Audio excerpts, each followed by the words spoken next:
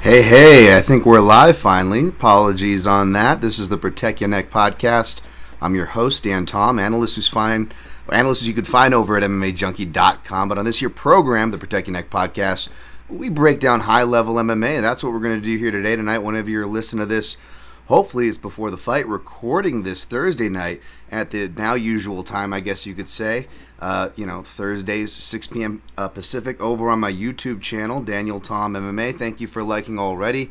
Feel free to like again, even though I'm late. I'd appreciate it. Subscribe if you haven't already. And I'll get to the chat as I can. As you see, I've got an esteemed guest with me, a guy I've been trying to get on for a minute. So I got to introduce my guy, Luke Lampe, at SWR_betting. If you want to find him on Twitter, that's where I found him. I actually originally found him on my guy, Clint McLean, Die Hard MMA's podcast. He was killing it over there. I was like, oh, this seems like a really cool guy. He also sounds like he really knows his stuff. Sure enough, he's got a winning record over there. Had a good 2021. Is doing great so far. Sorry for my long-winded intro. Luke, take the steering wheel. Say what's up, man. Yeah, dude, I'm stoked to be on the show. I've been following you for a while. OG listener of the Protect Your Neck podcast. So to be on here is definitely an honor for sure. You're definitely one of the guys in the space that I've followed and definitely highly respect. So like I said, dude, it's an honor to be on and break down these fights with you, bro. Awesome, man. Well, the chat's pretty active already. I see my guy Mark Fellows, Australia in the house, Chronic Combat Conversations. I love those guys. Shout out to Tyler and Greg. Feel free to plug away, and we'll get to you as we can. We're gonna do a recap. Gonna skip the Amazon reads, but again, if you want to support the show for free while supporting yourself, if you use Amazon or like on it, go to mixedmartialanalyst.com and. Pretty much on the right side of you might toggle to the right if you're on the mobile, and you can click through those links at one extra click, no extra cost.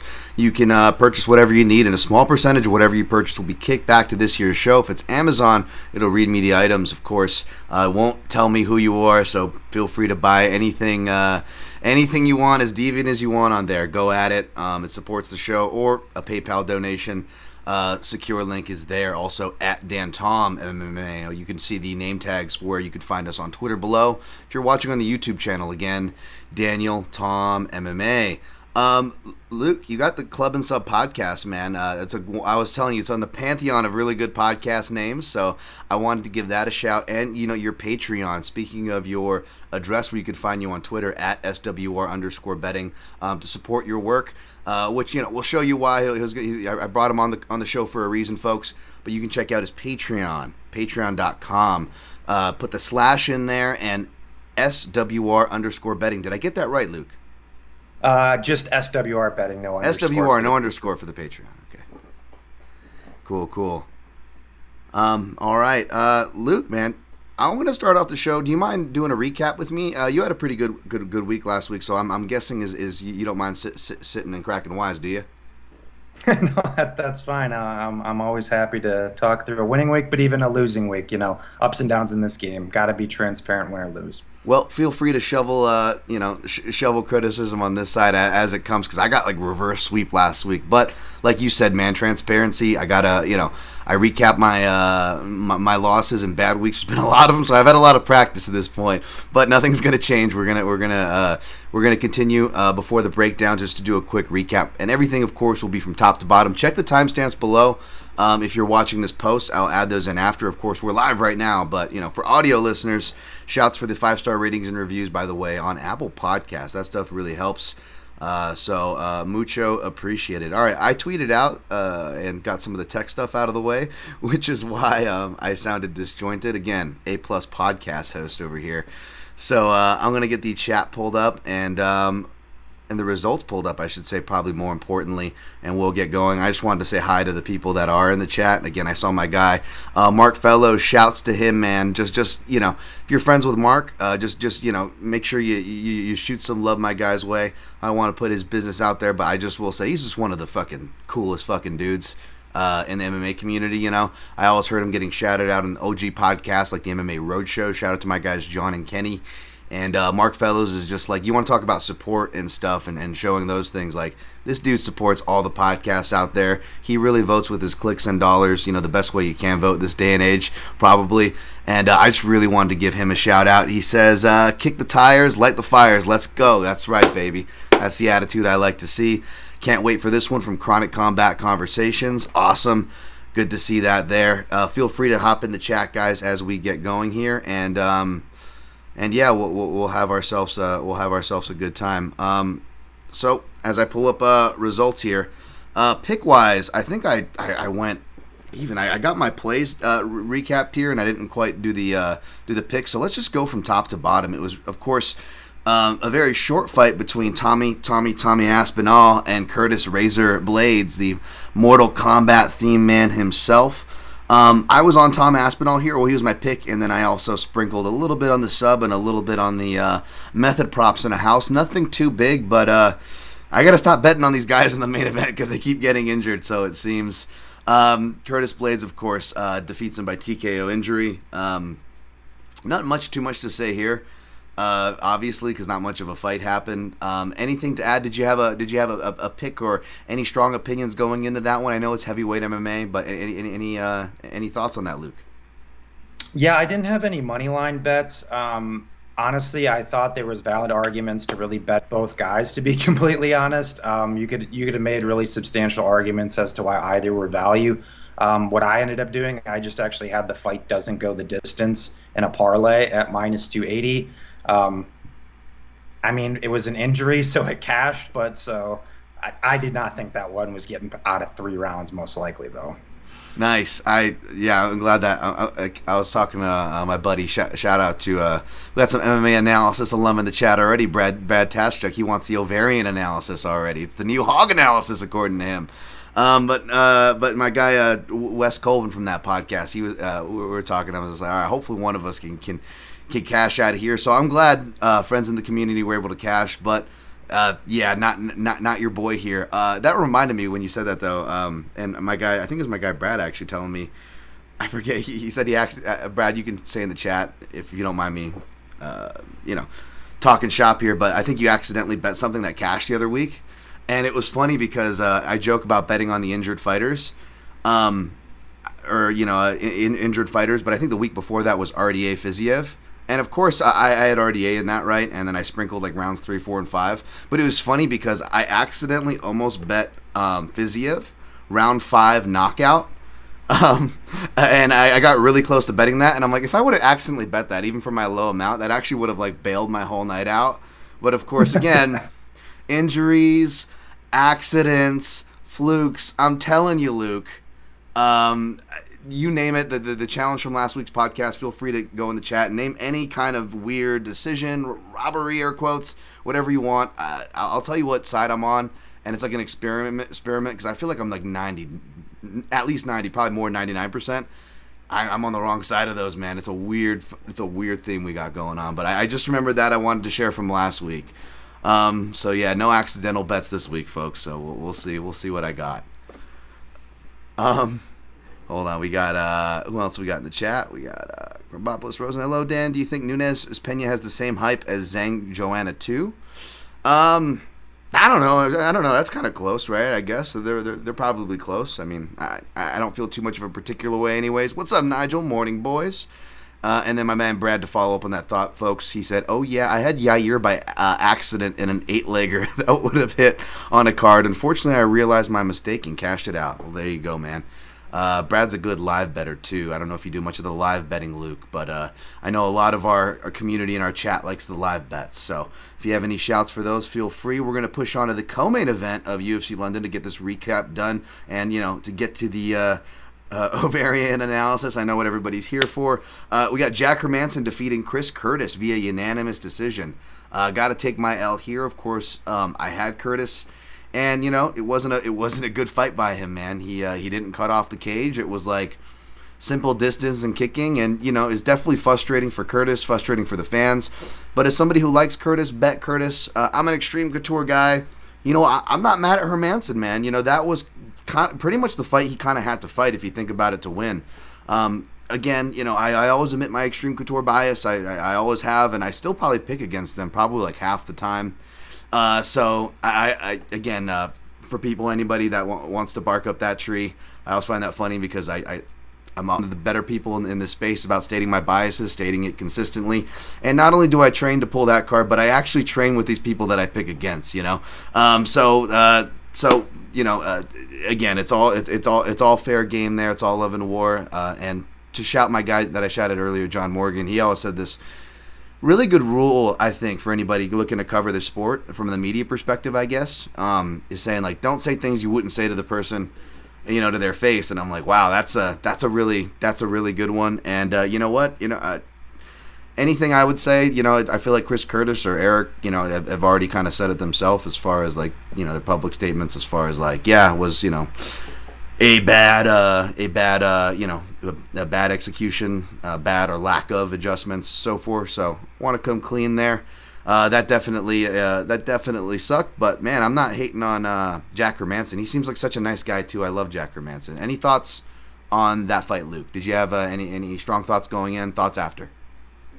I did not have any bets. I did come close to betting Hermansson, but I decided to pass. I know a lot of people kind of in my inner circle were on that Hermansson side. Nice. And I think it did just turn out to be, kind of one of those buy low spots on Jack with like the win streak of Curtis and then getting that fight at pick. So props to people who jumped on Hermansson there. I think that was a great play. Not shitting on you for betting Curtis or anything. Right? No, totally. I think spot wise, like if you look at it hindsight, to get Hermansson at a pick there was even, I think he was even a dog at points too as well. So right. I think that was an excellent bet.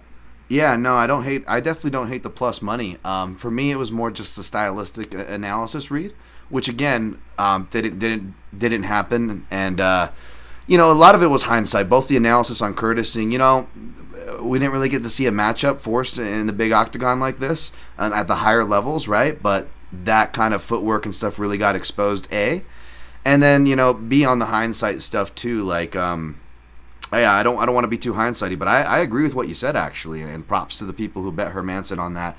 But yeah, like hindsight, that's what I was going to say was it is kind of a biter because I know there was a lot of hype on Curtis, and again, it wasn't so much any of the hype or the extreme couture. I picked against this guy half the time, and this is while he was training at my gym. So again, anybody that wants to throw that bias could throw that out of there. I've picked against this guy because I don't know how serious this run is at middleweight.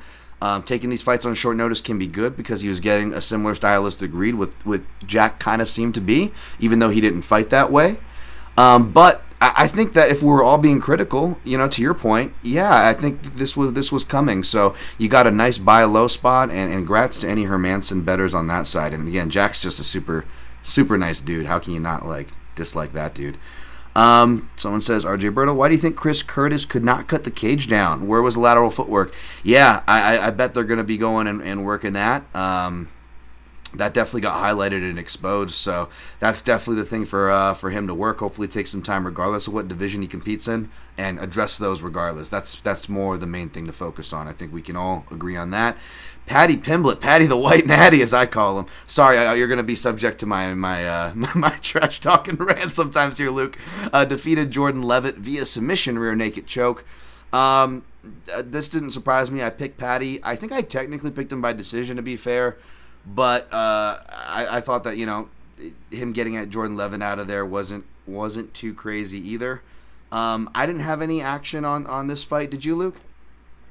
I did not. I was kind of with you as well. I picked Patty by decision, and if I was going to bet it, I came close. I did not. I was looking to bet the fight goes the distance at like plus 200 or something, but I ended up staying off, so thank God.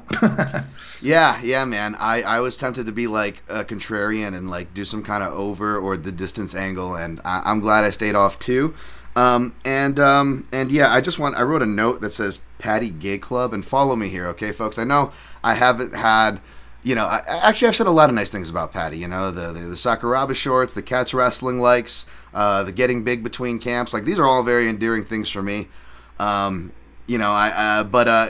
was funny, when he was walking out, I meant to say this last time, and I mean this in the most positive way possible. Like, I mean this in a genuinely positive, awesome, this is an LGBTQ friendly space, folks. But I will say, is Paddy's walkout not like the most gayest thing in the world? And I mean that in like a good way, not like a Modern Warfare 2 way, like Paddy would say, or a lot of people use things when they're talking about that. I'm saying it like in an awesome way. Like listen to his music. Like reminds me of Matt Damon and Good Will Hunting. When maybe this scene doesn't age too well now, the spirit of it, but the kind of visual where he's tricking the therapist into thinking he's gay, and he's like, sometimes you just hear the music, you start dancing, the ba ba ba ba ba ba ba ba ba ba, and then the therapist is like, yeah, tell me more. And I go back, everybody. Trust me. Go back, whether it's on ESPN Plus, whether you can catch the full walkout. Like, listen to the song that's playing and Paddy walking out. Like, tell me you can't picture him being the king, or maybe to use the proper parlance, or maybe dated 70s parlance, the queen. He's like the head queen. He's walking out, sweating. Everybody's raving and sweating, having a good time. The guy who randomly kissed BJ Penn on his way out to fight George St. Pierre at 194, he randomly shows up again and French's Paddy. Like, tell me that wouldn't be perfect. Tell me that wouldn't fit. And I think it's fucking awesome. I almost wish Paddy was gay. I think that might, maybe as that would show, he has the white nationalist talking points, but there's not all hate in his heart. There's some love there. Sorry, I had to go on that tangent. You don't have to incriminate yourself as I am here, Luke, but I had to get that thought off my chest. I mean, in the positive way, gayest walkout ever. Love it. I honestly enjoy the guy though. From one perspective, like I think it's fun. Everyone loves him. The walkouts are electric. People go crazy. I do think he's going to get exposed very shortly. Yeah. That's part of the reason why I'm not like, well, it's not healthy to be a hater or vitriolic or any of those descriptors, granted. But part of the reason why I'm not, air quotes, hating on him, or I don't think I am coming off as hating, at least, is because, he's a fun action fighter, man. And I feel like I give that credit where it's deserved. But also, like you said, Luke, he is due to be exposed. And yes, I do appreciate his message post-fight. But before, all my media colleagues and the like start fawning, oh, Pat, he's so wholesome, and really riding that wholesome train, it is kind of ironic. And shouts to my guy Eddie Marcato and Zane Simon over there, the 6th round recap show. Eddie was saying, he's like, it's kind of ironic, a guy, he just gets done teabagging a dude and humiliating him, and then just wants to, make sure men can talk about their feelings. Like, I hope that he's like, I hope that goes for Jordan Levitt, because he's gonna need to talk about some shit after what you just did to him on TV. There, it reminded me of, Luke. It reminded me of Sack from Wedding Crashers. What's that actor's name? Bradley Cooper, right? Like, it reminded me of him. Like this clearly douchey character, but he does good image, skin, surface level things, but people can't see through it. And they're like, oh, look at Bradley, look at Sack, he's doing an animal conservation thing, da-da-da-da. And then Vince Vaughn's like, doesn't that mean you just go around killing animals? And then Sack gets all defensive, like, listen, they're killing the fucking population, man. Like, that's what I feel like with that whole mental health thing. Like I feel like I'm Vince Vaughn going, like, but isn't this the guy that talks white nationalist talking points and just teabagged his opponent? All right, I'm just saying. Okay, mental health.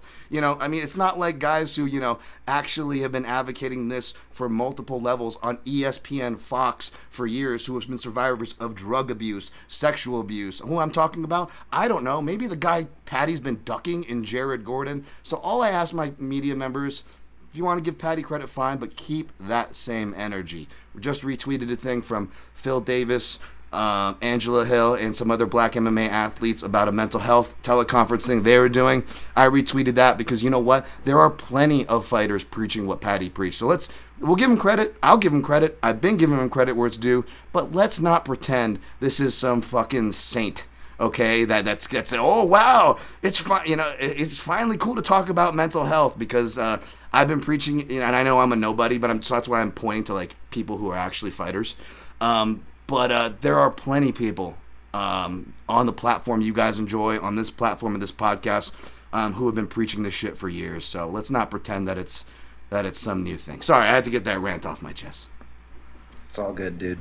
But yes, he is an incredibly fun action fighter, man, and I'm sure they'll match him up as such. Nikita Krylov defeated Alexander Gustafsson via KO punches. This was sad. I picked Krylov to win. I picked it to be sad. I didn't bet it. I was still really sad after this, though. Any strong opinions going in, going out, Luke?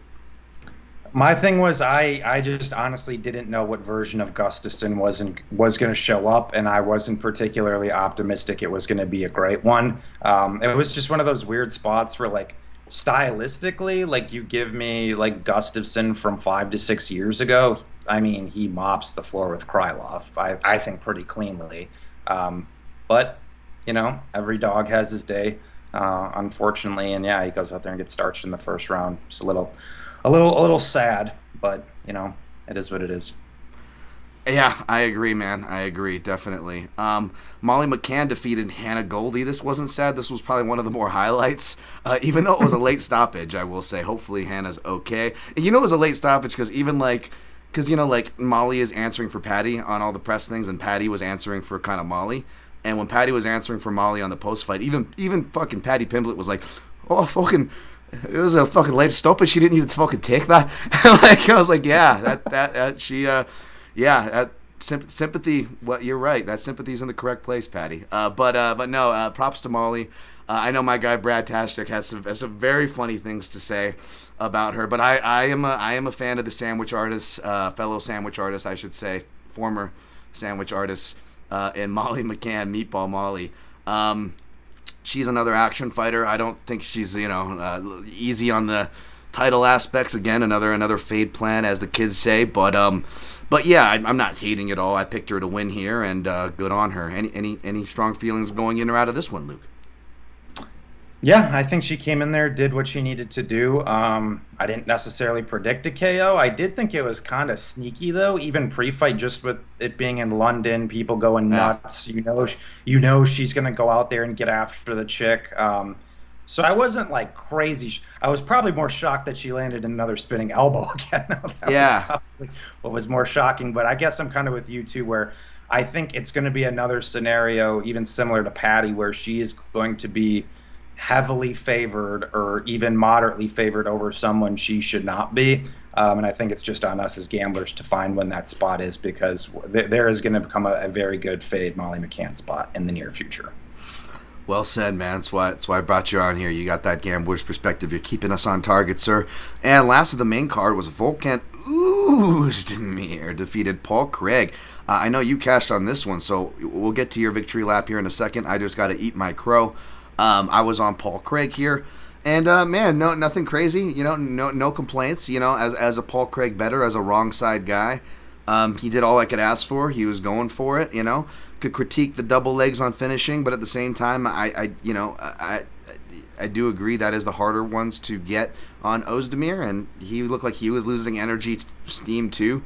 So maybe that was the decision. So I'm not going to critique him too hard. He fought for my money. I can't complain. And Oezdemir did his thing, man. I think you might have got, sure what the opener was, but I think you might have got a discount, like similar to Hermansson backers on Oezdemir, no? Yeah, I didn't get, like, the best of the line. I think probably the best or the lowest Oezdemir got was probably like minus 140 or so. And I got minus 156. But yeah, that's kind of how I looked at it. To me, it was more of a buy low spot on Oezdemir, with the despite it being him being slightly favored. Obviously, just with the run and ascension of Craig, I just thought it was a pretty bad stylistic matchup for him. And this was the first technically elite level fighter outside of Ankalaev earlier on that he's fought that I thought we were getting a fair price for. That was a good style matchup for him. So I let that one fly for actually 2.5 units. Damn, nice. Good spot, man. Yeah, I was on the opposite, kind of back with Curtis, too. I was more just riding the proverbial trains, if you will, but those came to a close. I'm going to do a cleanup on the comments before we clean up the rest of this recap and get on to UFC 277. Feel free to hit the like button, subscribe. Follow us on Twitter, too, as well. I know we're both mainly active on there, and I'm just speaking for Luke. I don't know. Maybe he's got like a whole network on Instagram that I don't know. Shout whatever you want. But let's see here. We got Spart Helder. Do you think that UFC London was a major letdown from a fan's perspective? I'd say so. I wasn't there in attendance, and we're not done recapping it. But yeah, kind of bearing the lead, if you will. Yeah, it was kind of a letdown in multiple ways. Obviously, for me, I got reverse sweep, but that's just my own personal bias. What's your answer to that, Luke? Yeah, I don't think it was like a great card overall, to be honest. I mean, it's always fun fun in London. Then obviously with the injury in the main event, getting that 2 weeks in a row just sucks. Obviously, it's kind of your climax. So I don't know. I thought the card was kind of lackluster personally. Same here. Between the way the card was going and the way my betting is going, like I could have actually won a bet last Saturday and I wouldn't have noticed. I'm like, what? Oh yeah. Okay. All right. Where are we? What's going on? Positivity. Speaking of positivity, my guy Alvin Yakatori. Hello, Mr. Tom and Mr. Lampe. I hope you gentlemen enjoyed UFC London. We are truly fortunate to have UFC events every week with fighters doing their best every fight. From an entertainment perspective, absolutely. Again, weird personal bias here that I don't expect everybody to get, and I'm a small minority, but someone who works and grinds these for years, I could use a little break. But no, you're right. We should be very, grateful from an entertainment perspective. You fans have never had it better, let me tell you, from a guy who's been around. All right, Jimmy Kudo. Hi, Dan. One of the best analysts out there, too kind, who train and watch film. Much respect, brother. Much respect to you. Thank you for being here, Jimmy Kudo. Gaia Nightlord. Were you sad for Jordan? He seems like an interesting fellow.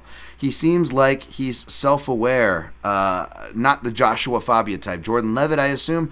Yeah, Jordan Levitt's a local boy, man. I felt for him, I guess, but he seemed to take it in stride. He still has a winning record. He got some pub, and I think he took it well, and Patty gave him love after too. So I don't think it's a devastating loss or anything like that. Lightmare Sworn. Technical question. How hard is it to trap the hand like Patty did with the body triangle? Or you shouldn't do that. I almost want to try that way he was trapping with the body triangle. I didn't see how he fed it, but what I actually liked that Patty did was a front headlock knees that he used to kind of offset, defend the takedown, and get to that angle to create the scramble to get to the back. That, to me, was super cool. I kind of lost thread of the detail. I'm sure I'll go back again.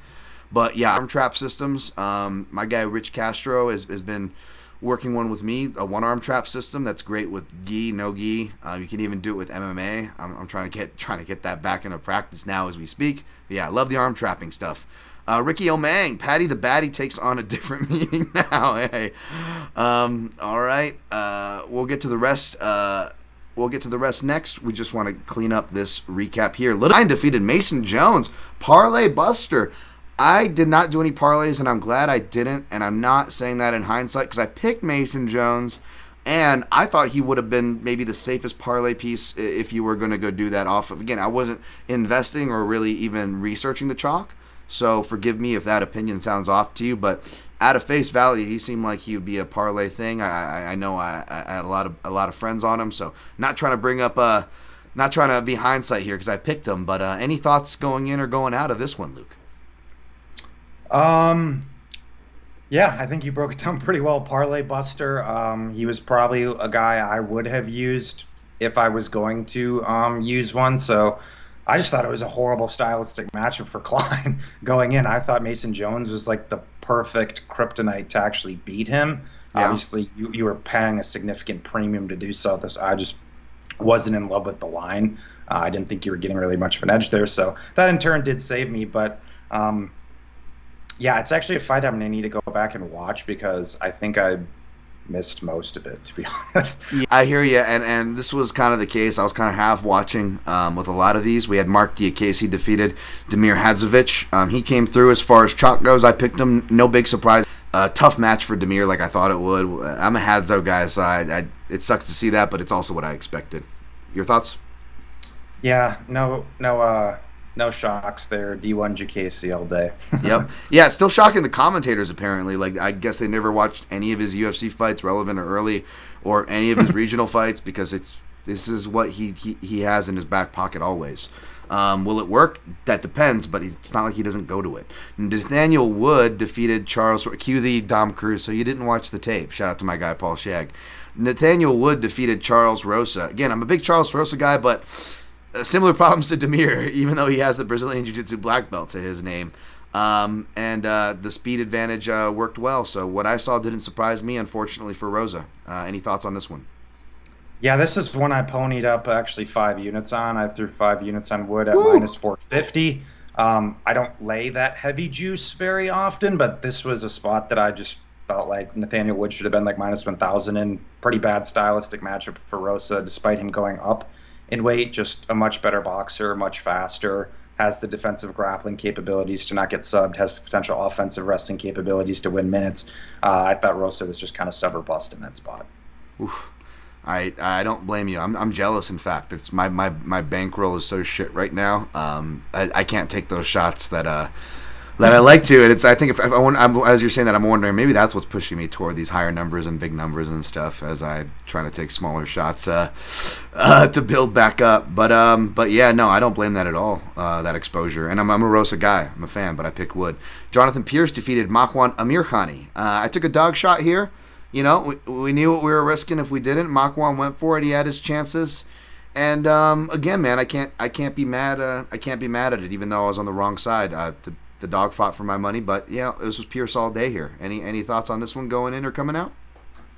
Yeah, I thought it was kind of like more of like a Makwan round one or bust type scenario going into it, which is why I didn't necessarily hate people playing Makwan necessarily, but I probably would have looked more like inside the distance sub one, because I just thought that was the majority of what his win equity was, and then honestly the fight kind of played out how I thought it was going to. I didn't lay it with Pierce because I thought he was going to get put in some deep shit in that first round, and I wasn't necessarily convinced he would survive. And, he was, pretty chalky around minus 200. So I passed it. I tried to live bet Pierce after the first round, but legitimately those lines just went every single person. Their mom was live betting Pierce, so I could not get a bet in at that point, unfortunately.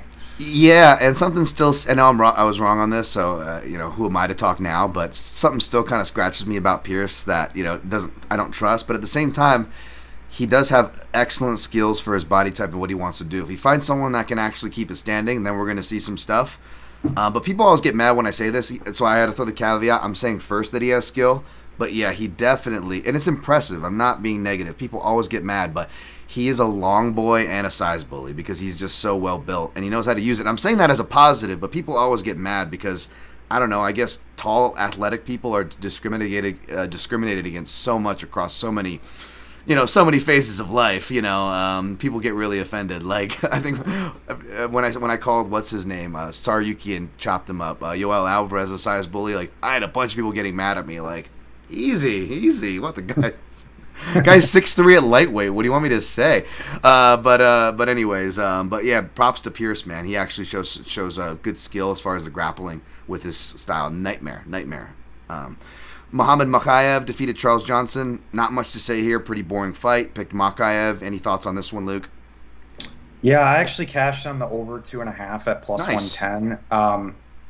I came very close to betting Charles Johnson, and honestly probably would have if I didn't oversleep on Saturday. I probably would have ended up pulling the trigger on it, but yeah, I think that's ultimately what it just came down to, is the grinding wrestling. But I did think Charles Johnson was proven, established enough, tough enough, at least had enough cardio to not get dinged or submitted. So I thought the plus money there was nice. Yeah, no, I don't blame anybody that took a poke as far as just the inflation. So I'm definitely not going to hindsight hate, or was hating before. But yeah, no, good on the over. Probably the only way to make that fight somewhat entertaining. Jai Herbert defeated Con Nelson.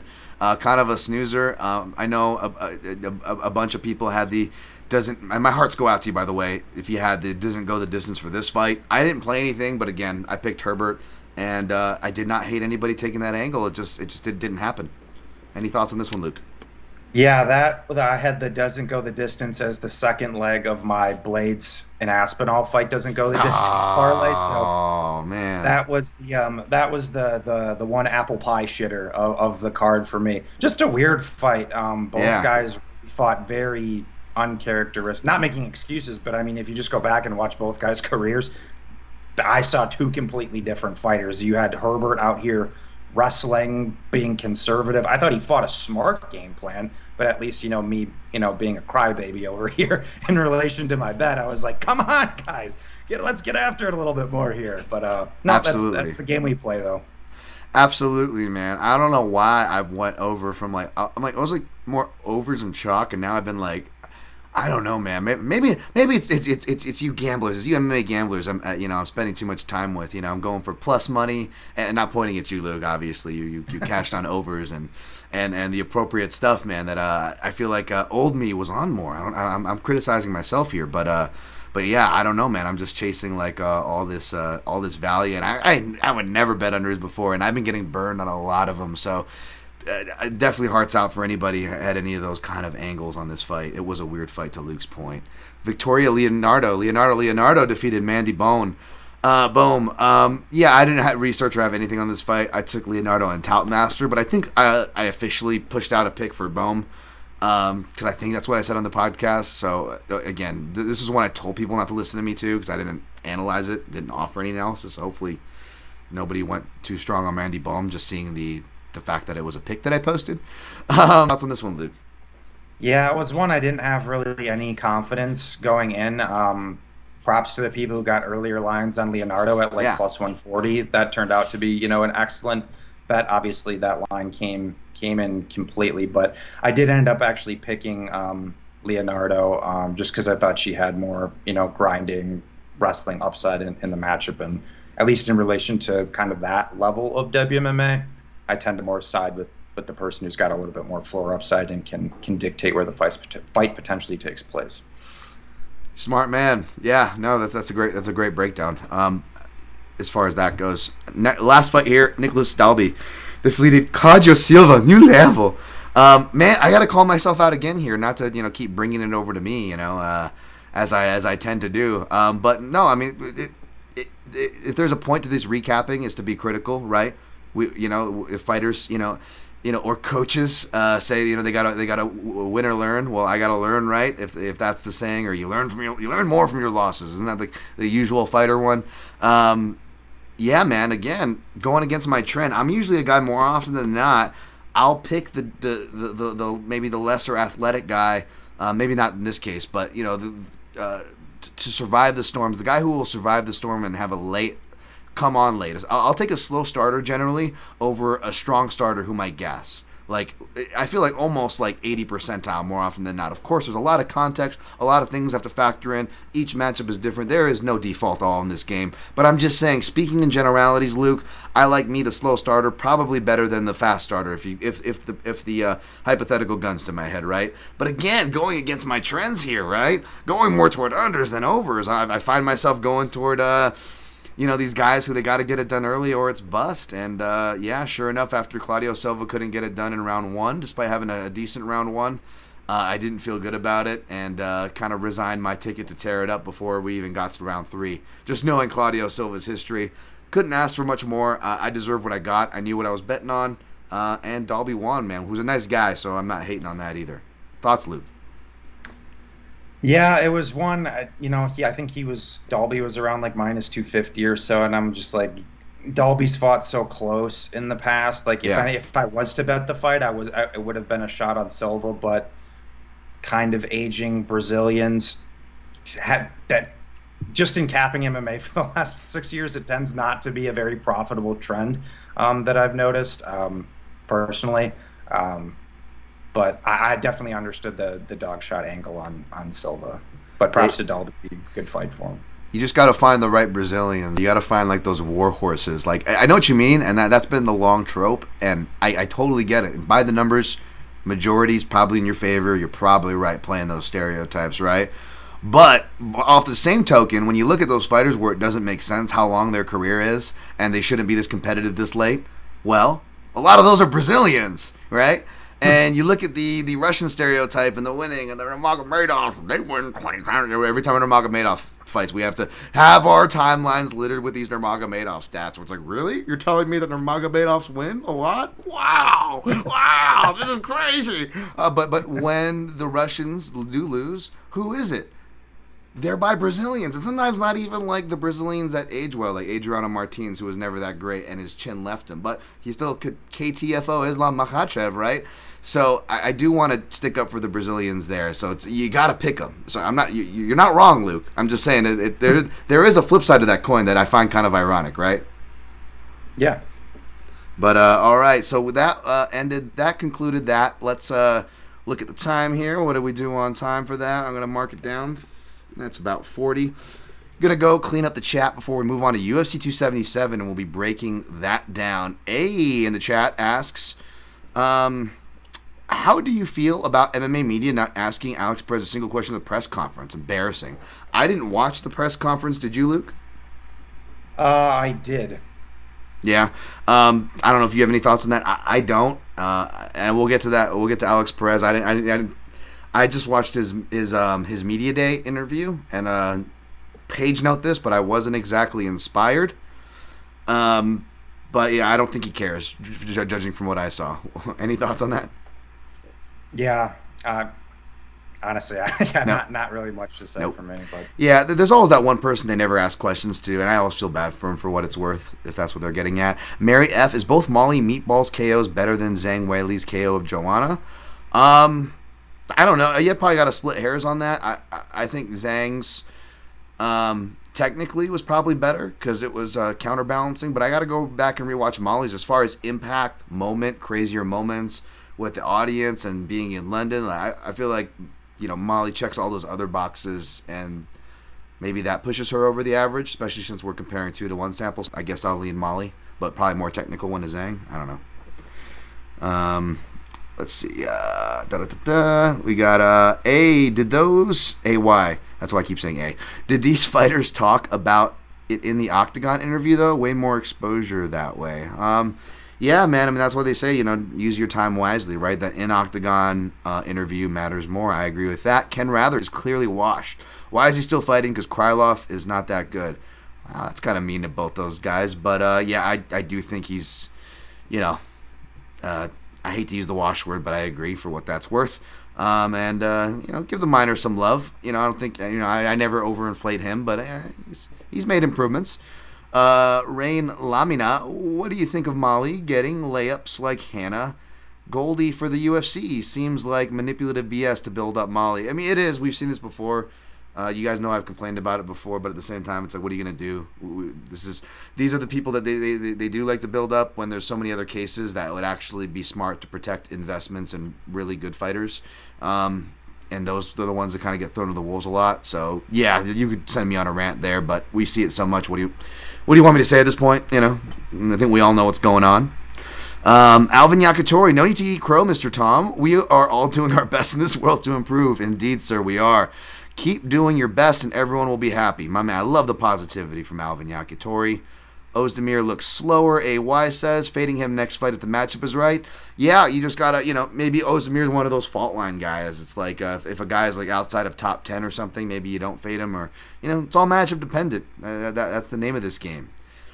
Samuel Negrete, what's up, Dan? I'm ready for the breakdown. We're going to get to it here. Gia Knight, do you think Bohm versus Leonardo was worse than Rose versus Carla too? Probably not. I don't know. Again, we're drawing straws. We're getting that low.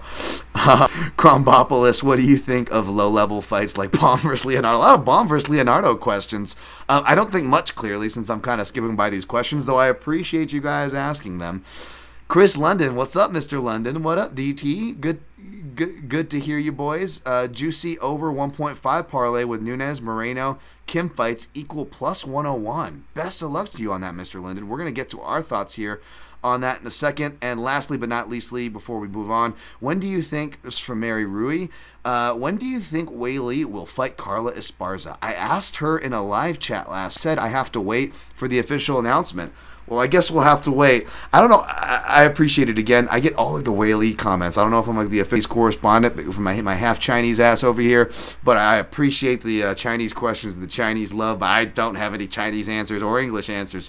So we're going to have to wait for that announcement. Let's get to the breakdown. That's why we brought, you guys are here for. That's what I brought my guy Luke here for. We're going to go from top to bottom. UFC 277, of course, headlined by the rematch, Juliana Pena versus Amanda Nunes. All right. About 44-10. All right. 265 for Amanda Nunes. Not too far from the opener, if recollection calls. And then plus 225 for Pena. Before I talk too much let me see what this opened at. My breakdown is not up, but people may be or may not be surprised with where I go. Luke, why don't you start us off? Who did you have the first time around, and what do you think about this matchup going into the rematch? So, like most people, I picked Nunes in the first spot. I actually did not have a cent of money on the fight. I didn't have Nunes in a parlay. I didn't have her inside the distance. I didn't have any. So I am coming from a completely agnostic opinion. I did not get burned on Nunes the first time, and I also did not look like a hero in cashing the big ticket on Pena. So props to those people. I've seen a lot of Pena love this week, and I mean, I get it. The girl went out there and she just dethroned the essentially the reigning champ for the last 5 or so years, who's largely been regarded as the best female fighter to ever, grace the octagon. I can't take anything away from her, and I think she is live in this fight in certain capacities too. But I think it also comes down to approach mainly. I think she has to duplicate a pretty similar game plan. She has to go out there, get after Amanda Nunes, make her work, whether that's in, the wrestling or grappling, whether that's within the striking. We have seen Nunes have some cardio issues in the past, but I do want to give Nunes, I'm going to be more of actually a Nunes defender, more so in this spot. I just think people are a little too willing to kind of jump ship over to the other side. Now, that's not to say that I'm betting Nunes in the spot, at least at the current price. Honestly, if she gets closer to minus 200, I'm going to do it personally. I think people are kind of completely disregarding the overall large body of work that Amanda Nunes has built up. I think Nunes also has her pretty much covered in every single statistical category. And I just think to assume that the first fight, or how the first fight happens, that this is exactly how this fight's going to happen, I think that is a little bit irresponsible, although it's possible. Amanda Nunes is a high-level fighter who's been around for years, so the assumption that she's not going to make any adjustments, once again, I think that's kind of an irresponsible take. I do think she is going to make some adjustments. She's going to fight more tactically, and the reality is, despite some of her gas tank issues in the past, there's only one girl in this matchup who's won in championship rounds and has won 5-round fights, multiple times, and it's not Juliana Pena, it's Amanda Nunes, right? So the narrative that she can't go 5 rounds, or she's screwed if this fight goes later, I'm not really convinced about that with some proper adjustments. My concern more on the Nunes side than anything is where's her mindset at right now. She did leave ATT. She is 34 years old now. She had the baby somewhat recently.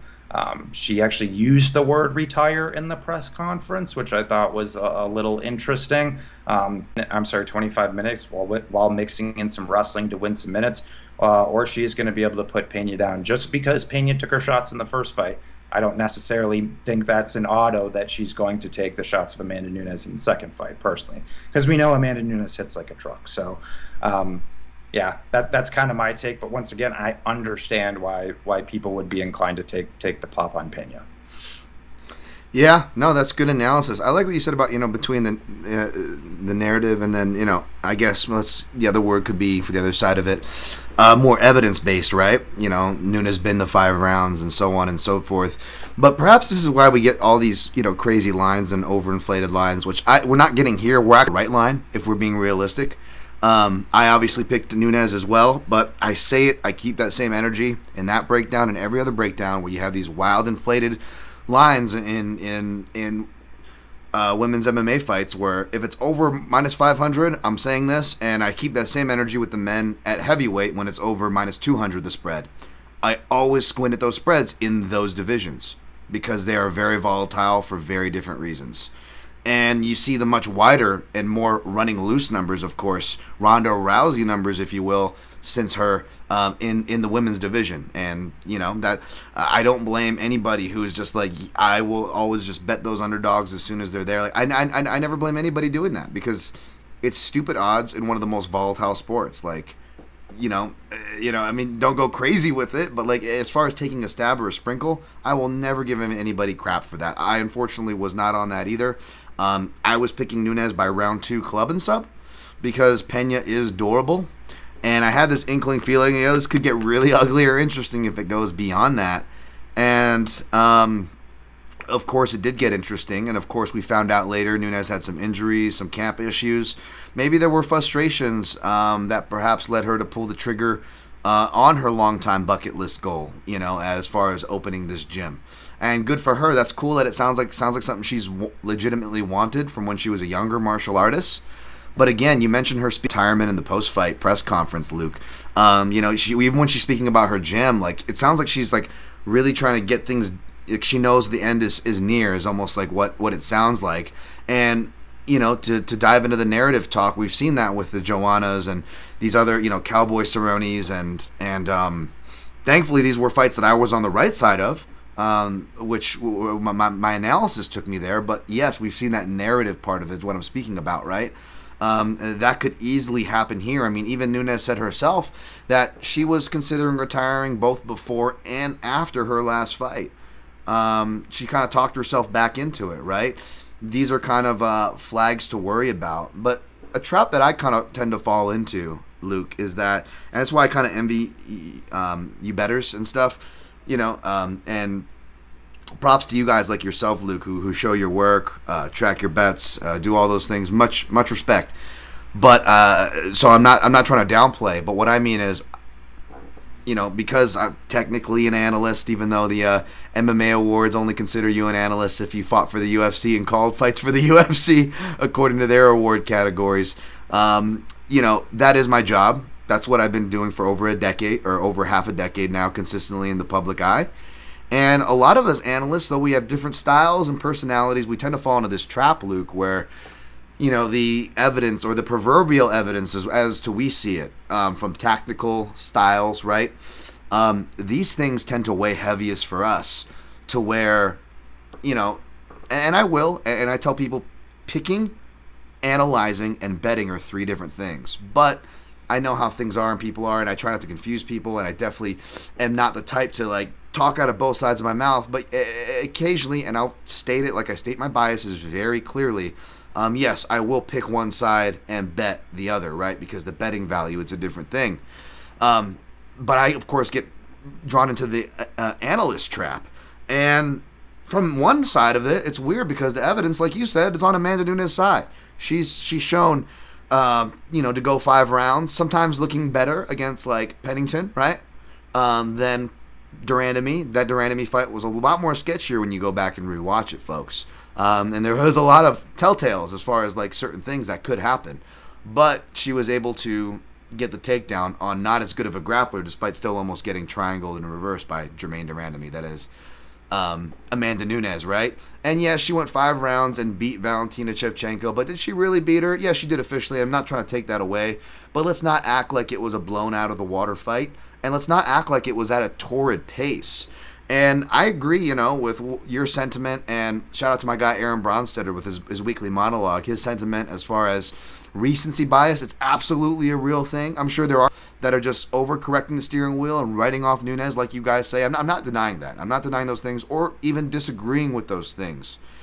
But you also could look at it and say, when someone tells you who they are, maybe you should listen. And perhaps Amanda Nunes was quietly always this fighter. There's a reason why, I picked against her with a fighter like Shevchenko or this or that. She's never been the most fighter.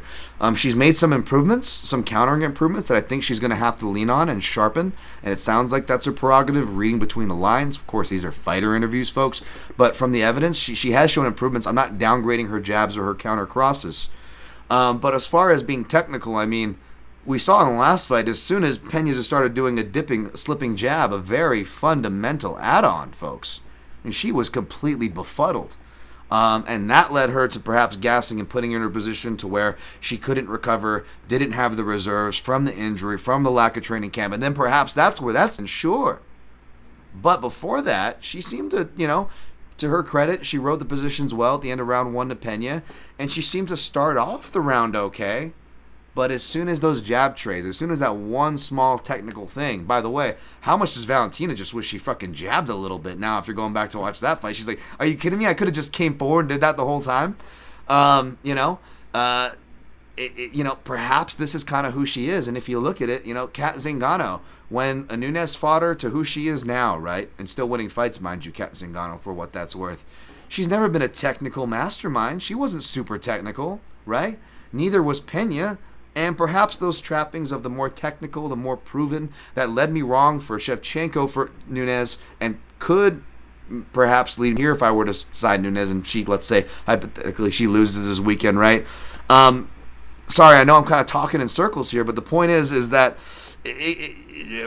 perhaps I had it wrong. Perhaps I'm looking in the wrong area. Perhaps it's things like durability, self-belief, being stupid psychotic, which Pena is. I'm not the biggest Pena fan as far as like things she says or her personality, but you got to ignore those things as a better man. You got to look at what's translating to the actual fight, right? And what translates from that brashness, that stuff that everybody talks about Pena, is a crazy self-belief. And you know what? That's a damn positive thing to have as a fighter. And now already had that before the first Nunes fight, and she knows she can take the shots. She's coming in better shape, looking even more confident. I don't know what's wrong with me. I rarely ever pick Juliana Pena. I'm not a Pena fan on almost any levels. I've been, and again, to come clean about camp and coaches and stuff like that. Like I've also been, I got to come clean, right? I've been wrong about her coach in camp, VFS Academy, Valley Flow Striking. Sure, a lot of their fighters at a certain point a few years ago. They suffered consecutive losses, and it would be more than fair of me, which I did, to judge a fighter, a team, a camp off of their results, right? That's our job here. We got to be critical, right? I don't think I was necessarily unfair, but I got to admit when I'm wrong. And that guy's done a lot of really positive things with fighters like Bilal, Yair Rodriguez, and even before the slipping jab in the Nunes fight, we already saw her doing some dipping jabs. In fact, I remember actually writing it down as a note to highlight, and it didn't make it in for whatever reason. And I'm like, and of course she does, it ends up playing a role, some little stupid thing that I left out. So she's actually been making these improvements for some time, so I want to give credit where credit's due, but it may not even be the technical skills here. It may not even be what's proven. It might be those intangibles of being durable, being able to outlast self-belief, especially at this point of Amanda Nunes' career. Let's not pretend, lest we not forget. I'm not trying to take away from her things as far as being a WMMA GOAT or whatever your opinion is. All good, fine. I'm not even going to challenge it. But let's not pretend we haven't seen greats, champions, if you will, fall off, right? And when do they fall off? It's their advanced stages of their career, when they've had a lot of miles on them. Do they fall off at the top? No, they don't. Of course they fall off at the top. Where else are you supposed to go? Chris Weidman, after that epic BJ Penn, you can go through a bunch of different weight classes, men, women, and Ronda Rousey, all these different ones. When they fall off hard when it's time to go. And these are the greats, right? There's a lot of the greats of these divisions, top champions. So would it really be that crazy if Nunes loses to Pena, if Pena is just her stylistic kryptonite? We've seen that before in MMA too, right? Some people just have someone's number. It could be that as well. I'm thinking it's a confluence of both, which is what teetered me over to the Juliana Pena side. If Amanda Nunes doesn't do the club and sub that I originally predicted, then yeah, I think this is Pena all day. Unfortunately, it's gone down now because I don't play anything till later in the week. While all you gamblers out there, it's like a gangbang. I'm just trying to not step on the sticky parts of the room. I get the shit numbers by the time I get in there.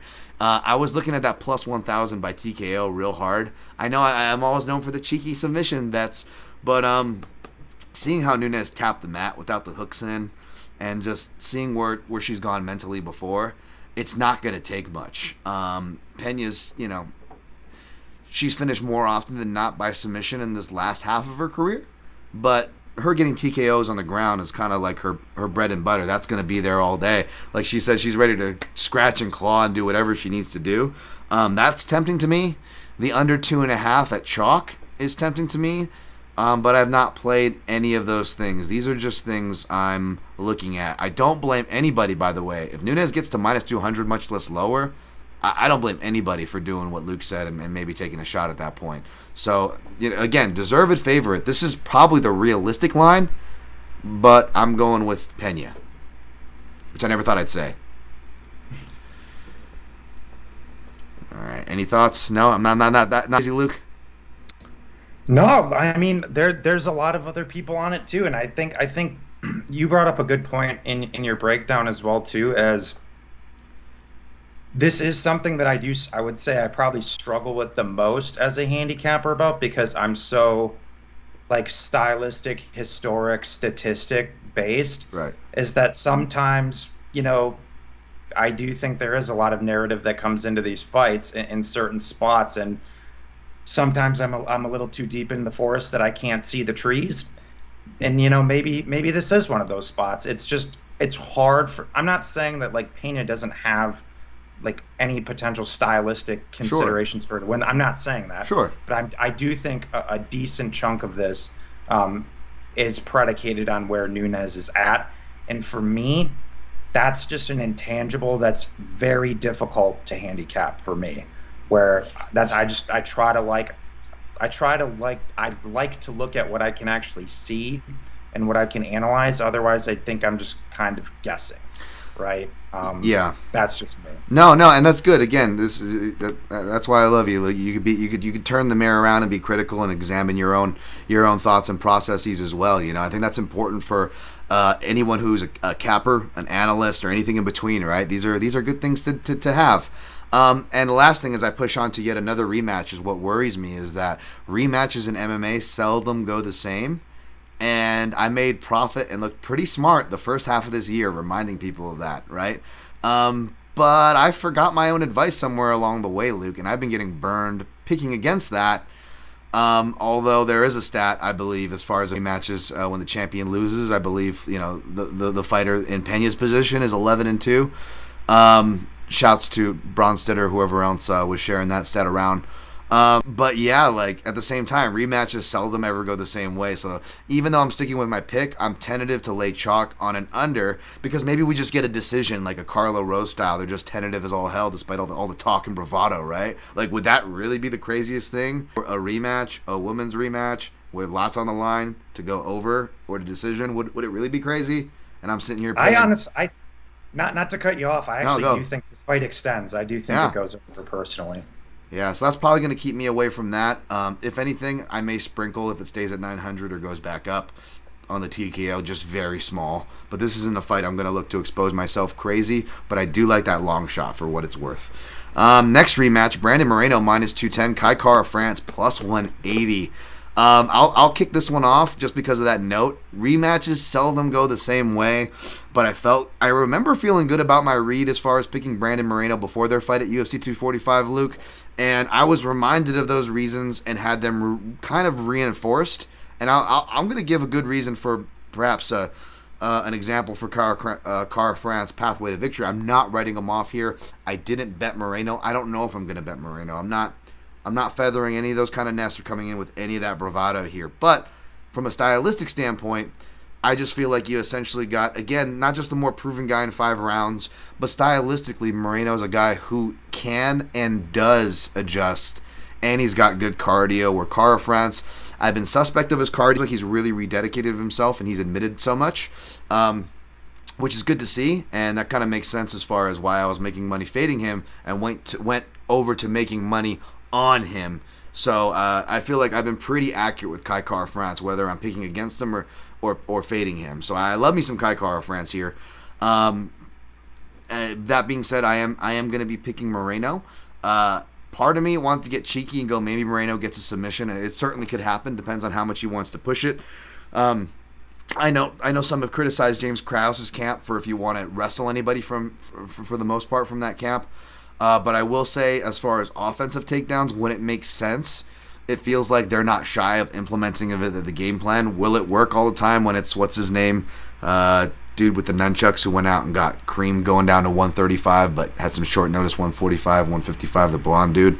Goes out and he's not the best wrestler, but you got to look out and what are they trying to do, right? What are they trying to do? That's going to tell you about their game planning of the camp.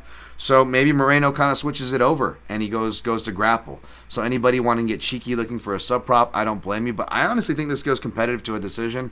Again, I've criticized Kai Kara-France's gas tank before, but he's obviously been taking things very seriously. He's obviously going to take this very seriously. This is his Super Bowl, right? And his team also comes up with very good game plans, giving credit to Eugene Behrman and City Kickboxing. Not that they need that credit because they always get it, even over guys like Joe Lopez, Alexander Volkanovski, head coach. Make sure you include him, folks. But yes, back to City Kickboxing. They definitely deserve that. And I could see the best game plan, which is pretty within reach. Alexander Volkanovski even made quick turnaround to come back to help Kai. Is maybe a Volkanovski Max Holloway 1, where we see it's not too far from what Kai Kara-France does. He just would have to do more leg kicks, but have a more point fighting feint outside foot approach to maintain his gas tank, to stay away from the grappling. And we've seen Moreno from his last fight, even you can criticize to the way he fought. And, for a lot of us analyst nerds at least would criticize it. We're probably the only ones who did. But even go back further, like look at his fight with Sergio Pettis. It was he fought completely idiotic. Like he was only turned on for the round 1 and round 5, and he was just doing like weird things with his hands. I know it was a while ago, but the point is, we've seen Brandon Moreno. He seems kind of he seems like he's on my team, perhaps. Maybe he's on, maybe he's a bit out there, and he seems like he could maybe check out a bit is what I'm trying to say here. So like maybe he's due for another one of those performances. I know I kind of accused him of having one just the last time out, but we've seen folks with camp changes as well, right? Even when it's a good camp change on paper, it looks good, and then long term it even ends up being good. But what often happens? There's often that adjusting period that happens for at least one camp usually, right? And this is that one camp. So, you got to leave room for some weirdness there, right? I know he's taken guys like Macio Fullen and Pitbull Rojo with him, so he's got some familiar people who also help with the coaching staff of things as far as Pitbull Rojo. He's consistently been in his corners for fights back. But still, that kind of weirds me out here, and I'm not one to play into the City Kickboxing hype and like jerking them off every chance I get, or anything like that. But they're a really good camp, man. I've got no hate to them. Eugene Behrman seems awesome. I like that he doesn't like the spotlight. That's a good trait to have. So all credit to them. But so they do have a pathway here, Luke. But I'm picking Moreno decision. Long explanation for a fight that I don't have strong opinions on. Do you have any? Yeah, I wouldn't say I have strong opinions on, but I do think it's a decent spot for Moreno, and I think the line is kind of directionally correct, I would say.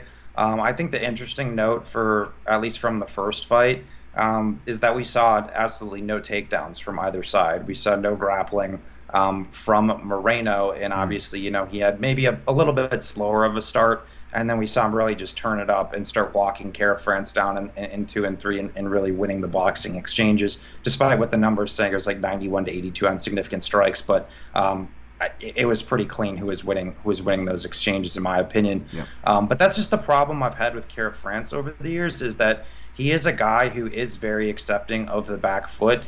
He can start to get walked down, and outside of the first Moreno fight, there's been multiple other fights you can point to where that's been the case. And where I think he plays that game okay, he doesn't play it like elite, in my opinion. Like he doesn't have like the defensive capabilities of like a prime Wonderboy Thompson or something like that, where I don't know, just from like my analysis and general process, I don't like people from a betting perspective specifically. I don't like fighters that are going to go backwards who don't have the elite defensive capabilities to do it. Yep. Because it's poor optically. Yep. Even if the striking might even slightly favor you, you might technically be getting the better of it. To trust the judges to see it that way, maybe not so much. Especially if you're a kick-heavy fighter, we know that judges don't always even really care or give a shit about kicks for whatever reason, and sometimes they're just not even a relevant strike. I'm not saying that's right, it's absolutely BS, but we've seen it in multiple fights before. It's just the reality of the situation that we live in sometimes. So we know what we're getting from Brandon Moreno. Brandon Moreno is going to go forward. He's going to put I think he's going to put a pace on Kai, but I do think Kai has a game to make the earlier rounds of this fight competitive, where my big thing is, and why I do think the price on Moreno is justified, in a 5-round nature actually favors him much more than a 3-round nature, just because he's shown he has the cardio to push. He's durable. I know he got knocked down 3 times by Fig, but Fig also the hardest hitter in the division, and the dude still showed he could persevere and keep going at the end of the day. We know Kara France has some pop too, but over the course of 25 minutes, I think it's just going to be a bit of an uphill battle for Kai to win a decision, coupled with the fact that this is going to be his first 5-round contest in his entire career, with maybe some little cardio issues in the past in 15-minute contests too. So I think there's just a lot that speaks to Moreno. Instead of laying a super chalky price on it, though, I think I'd probably rather just buy down and play him by points at plus 140 personally. Yeah, that's what I was just looking at, that number too. That might be the only stab I do take. Either that or maybe a small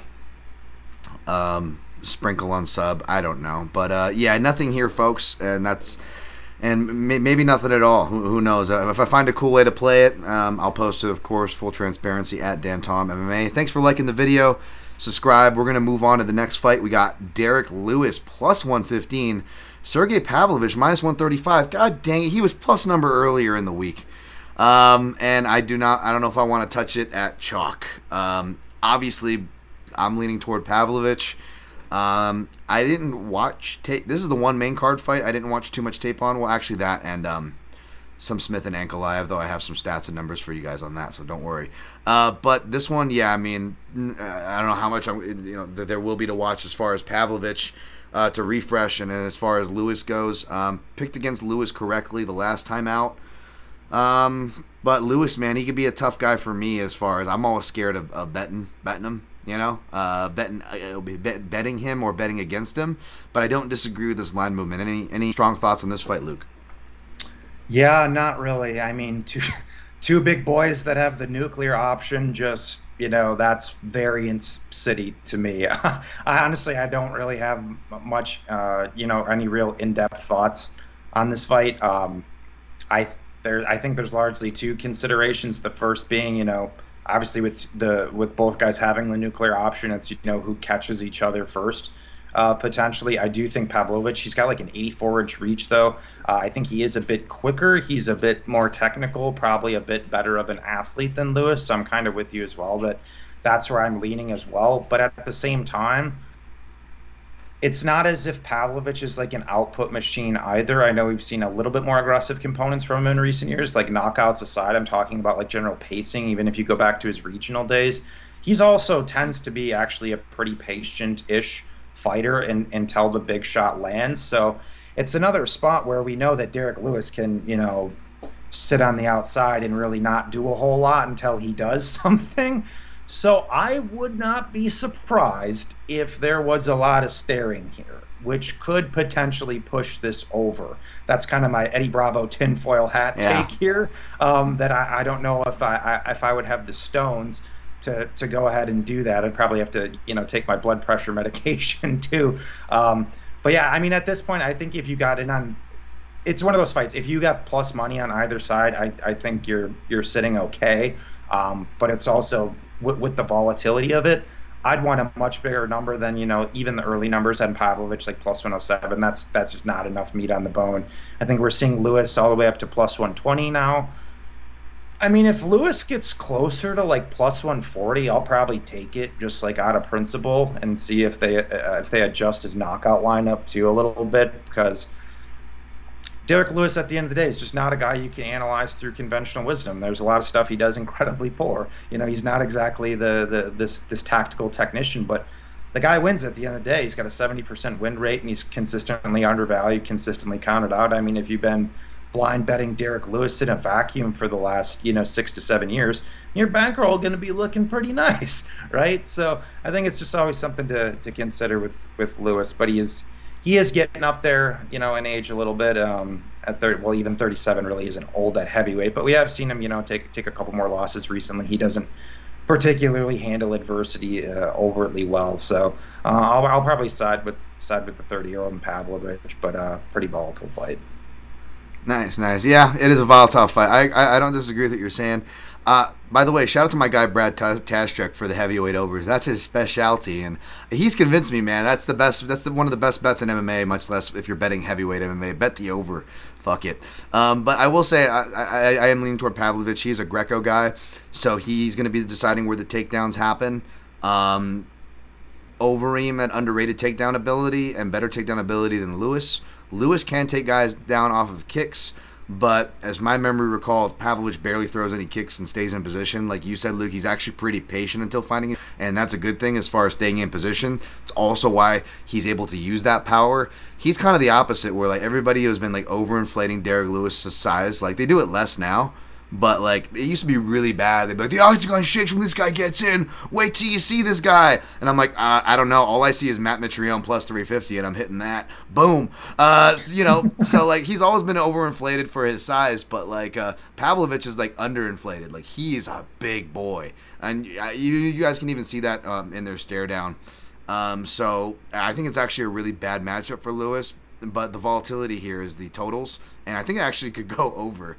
So, yeah. I'm gonna read off some comments here before we knock out the rest of the main card. RJ Bertle, what do you guys using her elbows in the air boxing and her dipping jab to beat the stronger fighter? Elbows in the air boxing. I'm not sure what that's in reference to, but we did cover the dipping jab, and it's a good one. Whenever I'm a southpaw, but when I switch and jab from orthodox, that's definitely my move to get off to that side or get my head off that angle. Because I can't really do it as a southpaw. I'm just like kind of dipping my head into their power. God forbid they, throw something a power kick off of a punch. But yeah, good on her for utilizing that technique. My guy Brad Dash. That would be something. Let's be honest, Brad. You want if they're gonna do that for that side, you and me included, by the way, would probably be more excited for what they do for the men as far as additional stats. All right, moving on. Jomar Stevenson, do you think Nunes will gas hard like the way she did after round one? I guess we kind of covered that. I'm maybe, I don't know if it's going to be directly after round one, because it was directly after round one and the second one. It took some initiating, right? But I guess you could say I'm more on the side of that. Sure. AY, Nunes loses and blames it on, Nunes loses and blames it on COOW vid lingering. COVID. Okay, COVID lingering effects, and the liberals will cheer. I don't know about that. Drecker Hirschfield. It turns out all you have to do is exchange with Nunes to beat her, and you have your head offline a bit, but not get blown out of the water in the first minute. I don't know if it's that easy, but yeah, it was an eye opener. I think we agree on that. How much we can disagree or argue. Brad Tashchuk took Nunes sub or decision line at plus 260 here. Always those contrarian decisions. Perhaps it's the over. Again, not hating. I got to get back to that, Brad, so no hating there. He says, didn't really want to bet her, but that line seems silly to me. Marion Edge guy, straight edge? Till the day you die, straight. I broke Edge already, sorry. Sorry. Hasn't Nunes always had a suspect gas tank? Yeah, I guess that was kind of my point. Sorry, I'm reading these a little bit later, but yes, good additions. But gets away with it because she's more powerful than everyone. Well, I don't know if it's that simple, but yeah, I guess that was kind of my point. And maybe she kind of was always this fighter. Maybe it takes the right fighter to show it, perhaps. We'll see. Gaia Nightlord, real mom champ fight here. Get your Michelle Watterson memes ready. That's right. I don't know about, be careful with the real mom champ. Hopefully Pena is not wording things so offensively or whatever, because I forget what she said. I don't want to bring it back up, but boy, does she have a way with words, right? I'm picking her, but again, got to separate a lot of bias to do so. Rain Lamine. This is one of the worst Is this one of the worst pay-per-view of all time? So far, I think it's the worst of this year. I'm going to let Luke weigh in on this one. Do you know why UFC gets away with this card as built? It's because they already got their money, man. They don't care. They don't care about the card structure, which is why the fight we're going to talk about next is in the middle of the main card and not opening up the main card. But Luke, any thoughts as far as where to rank this pay-per-view? I know it didn't happen yet, but Yeah, it's definitely not one that's like at the top of my list. What I will say is I was looking at the, I think it's 279, the Diaz and Chimaev pay-per-view. Man, that one's looking slim. Yeah, Like, yeah. there's a lot of fight night cards that we've had that are better than that pay-per-view. So that, at least from what I can recall off the top of my head, it's that 279 card that we have coming up that looks like the drizzling shits, to be honest. Yeah, that makes sense. They went strong for their pay-per-views the whole year, and they'd like to try to go strong for summer, so that's probably what happened. Cintro, I agree with Dan. Nunes has never been a technical fighter. I don't want to be too cruel, but hope I didn't come off too crass or cruel with that. Not trying to, again, be revisionist history. She's considered the women's GOAT for a reason, right? But I appreciate you. Lightmare Sworn. Another technical question for you, Dan. How can Nunes counter the slipping jab like the way Zhang Wei Li did by using counter low kicks, slipping inside the jab? She could, but here's the thing. When Nunes was talking about her coaches, she said Roger Crawl, who is the ATT Sunrise affiliate and used to coach her in her corner, so that's all good. But the other one was a wrestling coach who she didn't specify, and a jiu-jitsu coach who was also a fighter. And this is true. When I did my own research for social media combing, these are the main three of any kind of support staff that I saw consistently, right? What I didn't see was striking. I know you got like the Dia Davises and a lot of people to help your boxing over to American Top Team. A lot of the more top-level fighters seem to really gain access to that, like Poirier. Even Nunes, to her credit, right? I was giving her credit before for her small improvements, but I expect her striking to be probably suffering the most on paper, judging by what we're speculatively seeing on the outside. Again, I'm on the outside, you're on the outside. This is all speculation, folks. But for what it's worth, from what I normally look at, and you're asking me for my opinion, I'm not having too high hopes on the striking for what it's worth. RJ Bertle, the dipping jab, is the dipping jab a weapon that can befuddle some high-level fighters? Like Big Nog versus Sergey or BJ Penn versus GSP1. Wow, look at the references on RJ. Yeah, man, I got to go back to watch some of those. But yeah, I mean, if jabs are underutilized, if someone does a dipping jab or if someone pivots in circles with their jab, I went on a lot of rants about that recently with Volkanovski, right, folks? These little adjustments to your jab can make the biggest difference in the world. Even a novice shitbag like myself found so much success the other day in sparring when I was getting a little tired and these kids are coming at me, let me keep them away. When I was using a circling jab, oh my goodness, did that make all the difference of the world. Changing your head level offline defensively makes a huge amount of difference for small gives. So you are not crazy. Those are excellent A+ references. I'm going to move on to the breakdown while the questions keep piling in. We're going to cut through the rest of this pretty fast, although I went deep on this next one. I'm excited for this fight maybe the most, man. Like I said, it probably should be opening the main card, Luke, but, we got to open it with middleweight and light heavyweight, which is like the last fucking weight classes Joe Silva would have ever. That guy must be rolling in his grave. Dan, he's not dead. He must be rolling in his grave by now, seeing this. But we got Alex Perez plus 160, Alexandre Pantoja minus 190. Maybe I should just be grateful that flyweights are on the main card for once. Luke, what do you got on this one? This is honestly one that I don't want to say I don't have a great read on, but I guess maybe it is fair to say I don't have like the best read on, to be honest. Primarily because I don't really know how to benchmark the career of Alex Perez so far, at least in the UFC. His 6 Ws all come over guys that have obviously now been cut. The Formiga one's definitely a good W.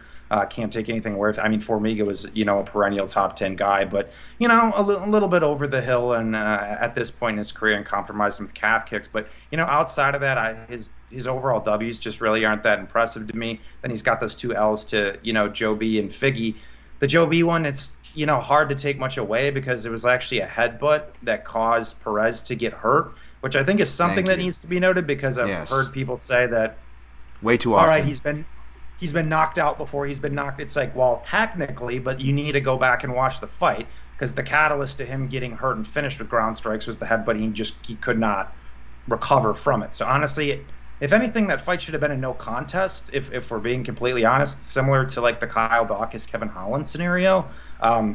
So that's just my take that it shouldn't be a loss. And then the Figgy fight, once again, not really much to take away from that in the sense that there was just some bad fight IQ from Perez there, where he kind of put himself into that guillotine. So there's that. But at least in terms of the matchup, I think that the kicks of Perez could give him some issues. I actually think the boxing of Perez is somewhat underrated too, from like a technical and hand speed perspective. But Pantoja's a motherfucker, man. Like he's just a difficult guy to fight. He's not the prettiest, guy in the world, but he's gonna come forward. He's gonna let his hands go. The dude's got pop for the division. He's durable. He's slowing down a little bit in certain spots, but in general, he's a guy who's gonna push through any sort of, cardio type issues he has. So yeah, I'm really curious to see how Perez kind of deals with that zombie-like nature of Pantoja. Also, in terms of the submission grappling, we know that Pantoja is a pretty sound black belt. Even despite getting largely out-wrestled by Askarov, he was able to get to his back twice in that fight. And we obviously know Pantoja has a healthy amount of subs on his record. So with Perez coming off the last Figgy fight, that doesn't look particularly great. And I think he has been submitted in, I think, 3 of his 4 pro losses overall. So is he going to stick his head into a guillotine again? I mean, who really knows? I guess I'm more concerned of, what happens if, Pantoja, gets to his back, in transition, or if Pantoja is just able to get on top of him potentially, there's just so many question marks that I don't have, a great answer to. But I think at least meritocratically, I think you have to probably favor Pantoja, as this would easily be the biggest W for Perez in his entire career by margin. But I do think he is getting just a tad disrespected. I mean, this line's really starting to blow up towards Pantoja. Once again, I understand the talking points, but I mean, Perez isn't some bum or anything. I do think there's aspects of his game that can give Pantoja some troubles if he kind of avoids the big bonk or avoids dominant grappling positions potentially. So my pick will be Pantoja, though, but I do think from a bet at this point, I'd be more inclined to take the shot on Perez. Yeah, I actually see money coming in on Perez, but I agree with you as far as what the line opening. I definitely think that was borderline disrespectful, and I agree. Pantoja should be the designated favorite here. I don't disagree with that, but I went from hating this fight because people that know me, I love both guys. I've been a long-time Alexandre Pantoja fan, and I've been a big defender of Alex Perez, which is not popular because he hasn't fought until he fought peak hype Figgy, where people were just pushing, your friends are just pushing each other out of the line just to jerk this guy off. It was crazy. The betting community, I got so much bad looks for betting against Figgy that fight. So I am an unabashed Alex Perez defender. So I always hate these fights because they put the guys I want and together. Meanwhile, and I'm not trying to pick on Askarov because I actually like Askarov, and he did, even though he pulled out of the fight against this fight with Perez, that was originally supposed to book. That was the fight I wanted because I was like, you got beat by Moreno. That's, again, of course, I'm not a robbery guy, and I'm not even saying it for that fight, though that is maybe one of the fights I might be able to get away with saying that for. But man, add that to the list, by the way, folks, for, again, fights that you actually can accuse, and I'm defending the judges more often than not here, folks. They do get it right most of the time. But, of course, the ones that you could argue that they probably got it wrong, of course, my ass is always on those side of those ones. So I really wanted that Askarov-Perez fight because I felt like Perez is just the worst matchup for Askarov, right? But if I felt that way, and Perez, up until 6 weeks ago, 5 or 6 weeks ago, spent his whole camp getting ready for an Askarov, and I already thought he had the good enough wrestling to shut Askarov. And as we saw, not that MMA math is a thing, but we saw what Askarov did to Pantoja. And in fact, well, look at who does what to Pantoja in losses, right? Well, let's look at the common thread. Minus Dustin Ortiz, that's length and size, Perez. Wrestling, Perez. And what I really needed to see is key. You have to be able to counterpunch. Because as good as Pantoja is on the feet, that he doesn't get credit for his Muay Thai and his extended exchanges and his own counters that have improved, by the way, it's offensive improvements. Defense has always been Pantoja's gaping hole.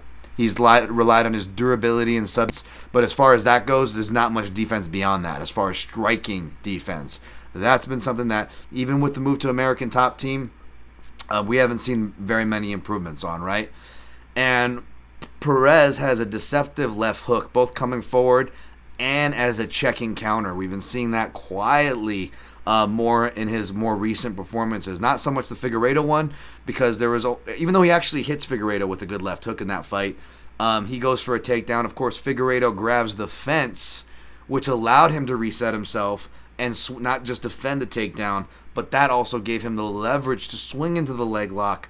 Of course, Perez still defends that, but when he has to defend the leg lock, he has to spin out and into it, and that momentum has him kind of having to rebase and recollect Figueiredo on top in the guard. And that little opening put his head in there. And in other words, what I'm trying to say here from a technical eye, folks, that guillotine was actually a bit more forgivable than how it looked. It's still a major biff, right? Cost of the title. I'm not trying to sugarcoat shit, but I will say it was much more defensible than perhaps y'all remember, or perhaps y'all might interpret it. And it was arguably sparked off an illegal fucking move, which of course, the ref doesn't call. And, the ref also, back to that Benavidez, smart man, that pisses me off. So many people don't acknowledge that. And it really pisses me off because Benavidez himself, in the heat of the moment, on live TV, admitted it himself, folks. We're not just like sore bettors or Alex Perez fans here. Like, these are facts. And you had a referee biffing it and fucking it up. And you had literally 3 stoppages in there for him to finally be stopped. That was his one KO, right? So there are caveats. Again, I'm not trying to overly revisionist history. We can play this game on anybody, right? So I'm not trying to overly do that. But there are legitimate caveats there. And there's legitimate improvements. And there's much more legitimate intangibles and question marks as far as the improving fighter, because he's the younger fighter, both in years and miles. I've been a fan of Pantoja for a very long time, and I've defended him. But something that I've been also consistent about and keeping the same energy about, I've never faded him. I can't even think of a time where I picked against him, now that I mention it, Luke. But I've said this, picking Pantoja, betting Pantoja, and being a big fan of Pantoja, I've always said this, is that his style, speaking of when people drop off, they drop off hard, like we were talking about potentially with Nunes, comparing other champions, or back to your note with the aging Brazilians, right? Is he, I think we're getting to the point where we're going to find, is he that small percentage warhorse on the one side of the coin that I was talking about earlier? Or is he on the other side of the coin that Luke was talking about, folks? That maybe he's reaching his end, because one thing I've always said is that he's durable as hell, and that's why I've picked him and bet him. But relying on that as he gets older at this weight class, he hasn't had years off and breaks like Alex Perez had. This guy's been fighting since 2007 at a pretty high freaking clip, at a really rough style, a lot of long fights, a lot of miles. When it goes on Pantoja, folks, it's going to go hard. And it's probably going to go to one of the power punchers in the division. We saw him almost get stopped by Figueiredo. Even with the Chanel fight, go back and watch the Chanel fight. That was the closest he had. He was almost out on his feet. He traded hooks very Dan Hardy, Carlos Condit style, and again, his durability probably saved him. But even in fights where he's knocking people out, folks, he's getting rocked in almost all these fights. He even got stung by a couple good fights, which was at least good enough to swing the scorecards his way against Askarov, which there is an argument that he could have edged that out. If you're really looking for who had more attempts and came closer to finishing the fight, you could make that hipster argument for Pantoja there. Don't get me wrong, but again, out-wrestled him. Even his bare bone countering prowess, that's not much to speak of that Askarov has. It was good enough. In fact, it was Askarov's low volume that made that close. Anytime Askarov actually committed and countered, he was hitting him. Man, I hate this pick because of how I heard Alex Perez at the press conference. He did not. It kind of sounds like he just, a win is all that matters. He doesn't care if he has to do it by decision, which could be good. Maybe that means he's ready to wrestle. Alex Perez, even though he's been getting it done early, he touts his cardio quite hard in his conditioning, despite a couple hiccups at the scale. Again, all these cancellations, it's not all him, folks. It's got 2 of them that's on him, I believe, as far as the scale. But he is a big flyweight, folks. He's one of the bigger, more powerful flyweights. I hope it's not true, and part of me hopes my pick is not true, because Pantoja is the man. He's worked his ass off. He deserves the title shot. He had one of the most politest. He reminds me of a little Glover. He's such a good goddamn sportsman. It makes me such a bigger fan of him. He had the most polite call out for the title. Like, this guy fucking deserves it. But what happens to people who deserve things? I can tell you firsthand, this sport's not very kind to you, whether you're betting it or you're fighting in it. How many times have we seen that, you know? Shout out to my guy, Phil McKenzie. Sometimes he'll almost go against his own analysis as an analyst just to pick the sadder outcome, because those of us who've been watching this sport for a while, we know how this fucking shit goes. We know it's the Patty Pimbletts and the Molly McCanns, to a previous commenter. Those are the people that get built up. And we know the people who deserve it, the good people, the technically skilled people, all the other check boxes that should be fucking important. UFC doesn't care about that as much. The MMA gods don't care about that as much.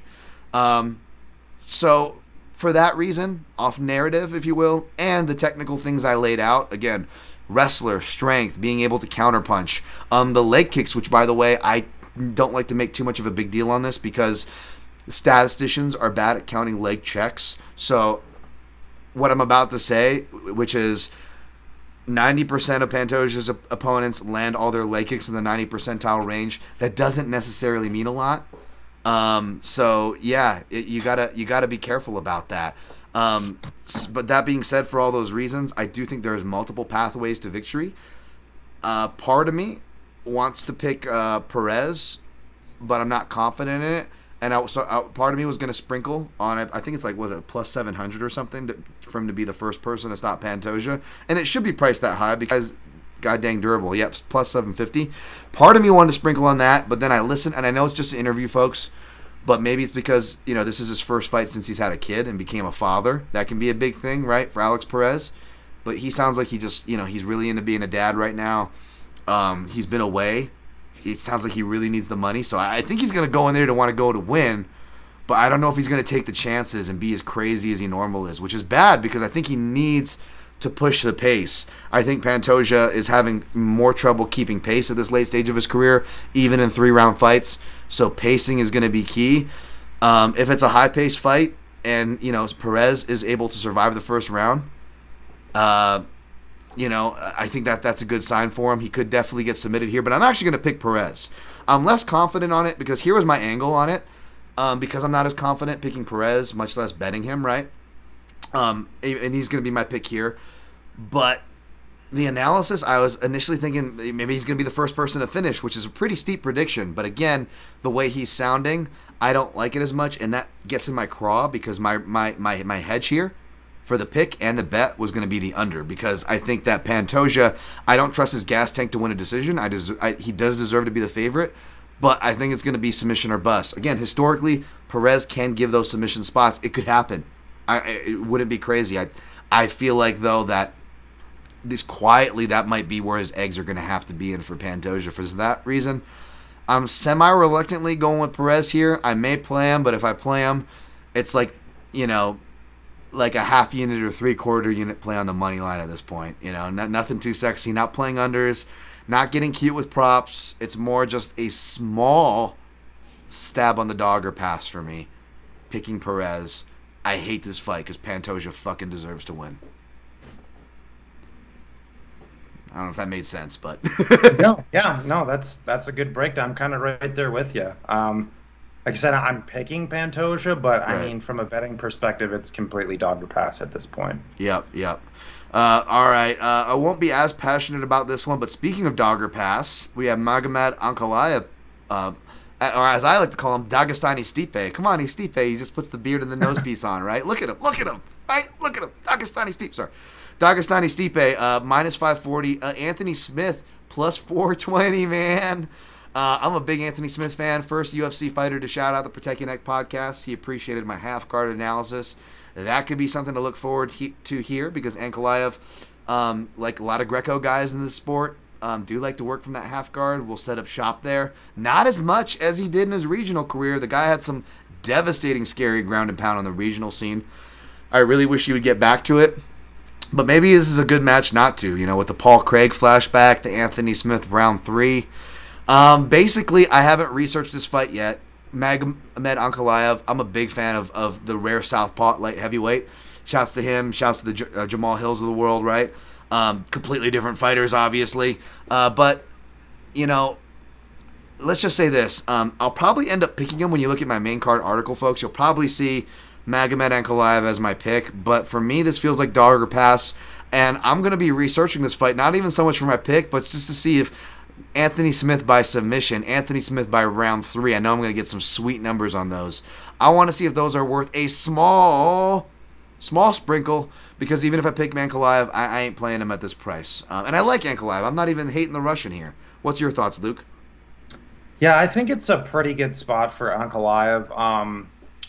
I just think Smith is most likely KO, guard, sub, or bust in this spot. I know that Ankalaev necessarily isn't this pace machine, whether that comes on, on the feet with his hands in terms of the volume he's throwing. He's not a guy who's necessarily, despite coming from that Greco and Sambo-based background, not a guy who's necessarily going to dive on legs for 15 minutes. But the best way I describe him, he's just a guy who's like out there playing chess where everyone else is playing checkers. Like he's so intelligent, he's so cerebral, he's always 1 to 2 steps ahead of the guys that he's fighting.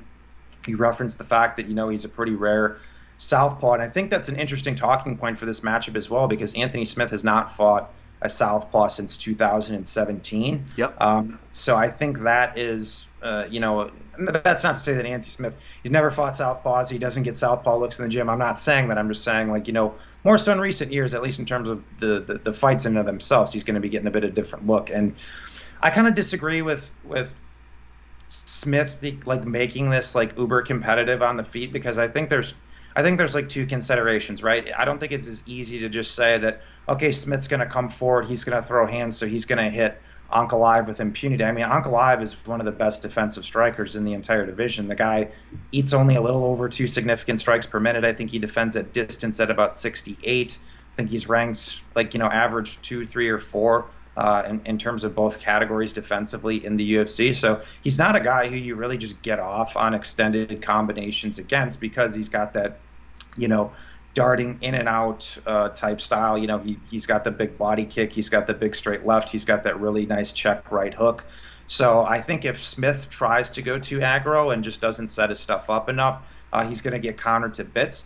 On the other side of the coin, if he tries to play more of an outside tactical-based game with Ankalaev, he's just going to get pot-shotted and picked apart over the course of 15 minutes through that. And then when you factor in the wrestling component of the fight, Anthony Smith only stuffs takedowns, I think, at 40-ish or something %. Not a very good mark. Despite Ankalaev, once again, not being the guy to dive on legs for 15 minutes, he is in control time positions 90% of the time. His fights are spent in the grappling. So when he gets guys down, they are staying there for extended minutes. And unfortunately, that's been an issue with Smith throughout his career as well. We saw it, against Glover. We saw it against Rakic, a few other fights as well, where when Smith gets taken down, he is a black belt. He does have an aggressive guard. We obviously saw him, submit Devin Clark and a couple other guys. But I really think, Paul Craig, Ankalaev fight aside, I honestly think that was just the fluke of all flukes. I don't think Smith is catching him in anything. So my point is that I think one takedown's most likely around in this fight, and I do think it's the clearest path to victory for Ankalaev. I really struggled to see how Smith wins minutes. But he could catch Ankalaev. Ankalaev is, despite me, touting his defense, he's not invincible. He did get dropped by Thiago Santos. We saw Dolce, hurt him a little bit. We saw Krylov have some early striking success. Volkan kind of dinged him too early. So I'm not saying the guy's invincible by any means, but in terms of exchange to exchange, minute to minute, I think Smith is climbing a massive uphill battle in this fight. Yeah, I don't disagree with a lot of what you said. I see a lot of the pot shotting you talked about. I definitely don't disagree with the grappling trends. I like Ankalaev again. I want him. I'm on the point where I either want him to prove why me and many were high on him, or just turn into a good fade plant that I can fade if he's going to fight conservative and kind of go into his own shell like Thiago Santos did, Saw someone post, don't forget Anthony Smith fought the good Thiago Santos. That was actually wild. Not this... no offense, no offense, whatever. Just calling it as I see it. Thiago Santos' last 4 fights since his knee injury with Jones, he's using all what he's developed, his past highlights to scare you, and he's threatening it, showing, oh, you don't want this, and if you do come in, he'll just swing really hard and like scare, and he's gotten better at takedown defense, and he'll defend a takedown, and then that's about it, and it's the most frustrating effing style, this new version, and that's who Ankalaev fought, and the fact that you were right, you reminded me, all right, I got to go look at that. He did get dropped by him still, so, but that being said, you're right, I don't see a ton of things Anthony Smith's going to do, and let me ask, this was what worries me about the Smith striking. I'm not trying to downplay his striking. Like, he's actually good at like extending combinations and changing range mid combinations. He has some really good striking skills. But for the southpaw matchup, right? How many southpaws and maybe he will have one. Correct me if I'm wrong. Did he part ways with Mark Montoya and now he's training with Weidman and Barberina, who is a southpaw? Granted, he's a welterweight and he's not long, but there's one southpaw UFC level. And I think those guys train as well with a bit of John Salter, who is a southpaw too, but he's Bellator, he's a grappler. And he's a middleweight, not a light heavyweight. In other words, what I'm saying is a lot of grappling and wrestling based camp, a lot of grappling and wrestling based fighters, minus Brian Barbs, of course, that he's training with, if that rumor is true. And again, if that rumor is true, that means he stepped away from one of the striking gyms and striking coaches that I like. I'm a big Mark Montoya fan. As far as some of the work that he's done. So that kind of worries me here. Have you heard anything of that, Luke? As far as that goes. Yeah, from what I've heard, that appears to be true. I guess I can't confirm it, but from everything I've read, it seems to be the case that he did leave Factory X. Yeah, I did a quick scan of the social media, but that never can tell too much, right? No, I don't disagree here with the things you're saying. So yeah, I'll probably end up picking Ankalaev myself. I just hate this number. We're gonna go speed chess to the prelims. If you have to cut through it fast, if you have any strong opinions, please launch, Luke. And before we do that, I'm just gonna do one more cleanup of the chat until we get to the end and get out of here. Spart Helder, is City Kickboxing the best gym? I don't have anything to say for best gym. I'm biased, and I'm not even going to be like, Extreme Couture, baby, fuck the world. I'm the worst to ask for that. Thankfully, that's not my job to give that award. Watch, I'm probably going to get it now next year. Good gym, obviously. People are traveling to train to it for a reason. Good game planning. Great gym. Is City Kickboxing a better gym than Fight Ready with Henry Cejudo? Again, I haven't trained at either of those places, so I can't say. But they're both up there, I will say that, and they both have shown improvements when fighters go there. And they both have shown to improve fighters who aren't their marquee fighters, right? So it's not just Izzy or it's not just Henry Cejudo, right? Like, that's how you can kind of tell the quality of a camp, right? Like, not to pick on SBG, but that's kind of a good example as far as, like, you had Connor and who else did we have there? Joe Duffy, maybe? No, he wasn't an SBG guy. And, how did they develop their other fighters? They didn't, and again, I'm not crapping on those guys, but they didn't do too great, right? How did guys like, Makwan Amirkhani or actual UFC fighters do when they went to SBG? I'm pretty sure those were all losses. Did they stay long? No, not really. I mean, again, I can't say. I'm not there. Perhaps it's a freaking great gym. But if I can only go off what I see and what the results are, well, and feel free to correct me if I'm wrong. I'm always down for corrections and revisions if I get something wrong. I definitely don't want to disrespect these coaches. They put so much in, Again, I'll admit when I'm wrong and give credit to where credit's due. Even coaches I don't know, like James Krause, I was like, not to be rude, but I was like, wow, I missed it. I'm like, this guy has like a bunch of spots in his hair. Like, what's going on with James Krause? And like I was reading some things apparently is like alopecia, which can be brought on by stress, and I was just thinking about that, listening to an interview with Krause, and a lot of these coaches, they juggle so much, and it's a very, I know some of them maybe take the spotlight more than others, sure, and that's fine, they deserve it, but it's a very selfless job, or at least it should be, and there's a lot of stress that goes on with it, having your guys go out there that we don't realize, you know what I'm saying? So I really, really am trying to give coaches their respect and due lately. And I've been keeping my same energy with that. You guys who listen to the program know this. RJ Bertle, Pena's elbows in the air when she was boxing. I got to rewatch that, RJ Bertle. That's what I meant. I didn't notice them particularly high, but I'll go back and see. Gene Lesser, thoughts on Texas judges in general? We always have fuck-ups when we come to Texas, so be wary of that, folks. If you are betting fighters who go to decision who aren't finishers, if you are paying high chalk, right? These are things you need to be aware of when we go to these markets. I am not above giving fair criticism, obviously, to judges, and I'm with you guys as far as, more accountability. But at the same time, if we want that side of the coin, we have to keep that same energy on the other side of the coin and give them credit for when they actually do good jobs, right? So I want to be sure that I'm keeping the same energy on both sides. But I will say for Texas, shout out to my guy.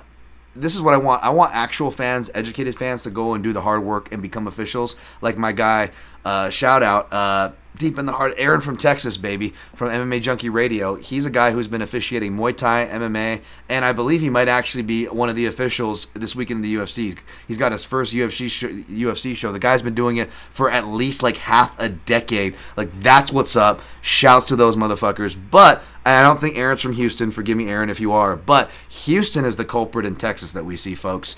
Houston are the main cards you got to worry about. That being said, we will see Houston judges make their way to, Dallas or Austin or these other Texas locations. So, in other words, yeah, there could be shitters in the pies from the judges' side of things, to be fair.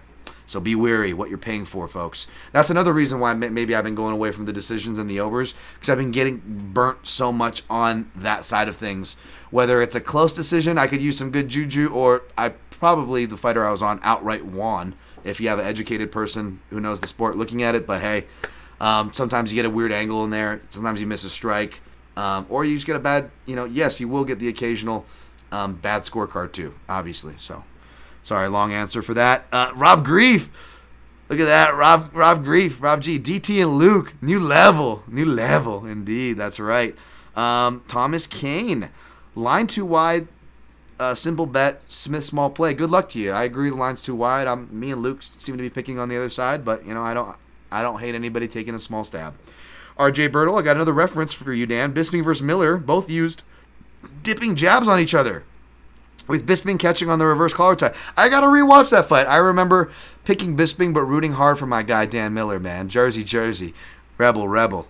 Krombopolis, do you guys remember Perez headlining a pay-per-view against Figgy? Because not many people remember. You're right. Yeah, it seems like so much has happened from that. Richard Marquez, is this pay-per-view worse than a fight night card? Yeah, we talked about that. Nunes has the power on the feet, wrestling advantage. If cardio is decent, she just has the tools to win this fight 9 out of 10. We will see. Esther Liu, hello, Dan. Would you ever consider going to Bang Tao MMA Thailand to train? Yes.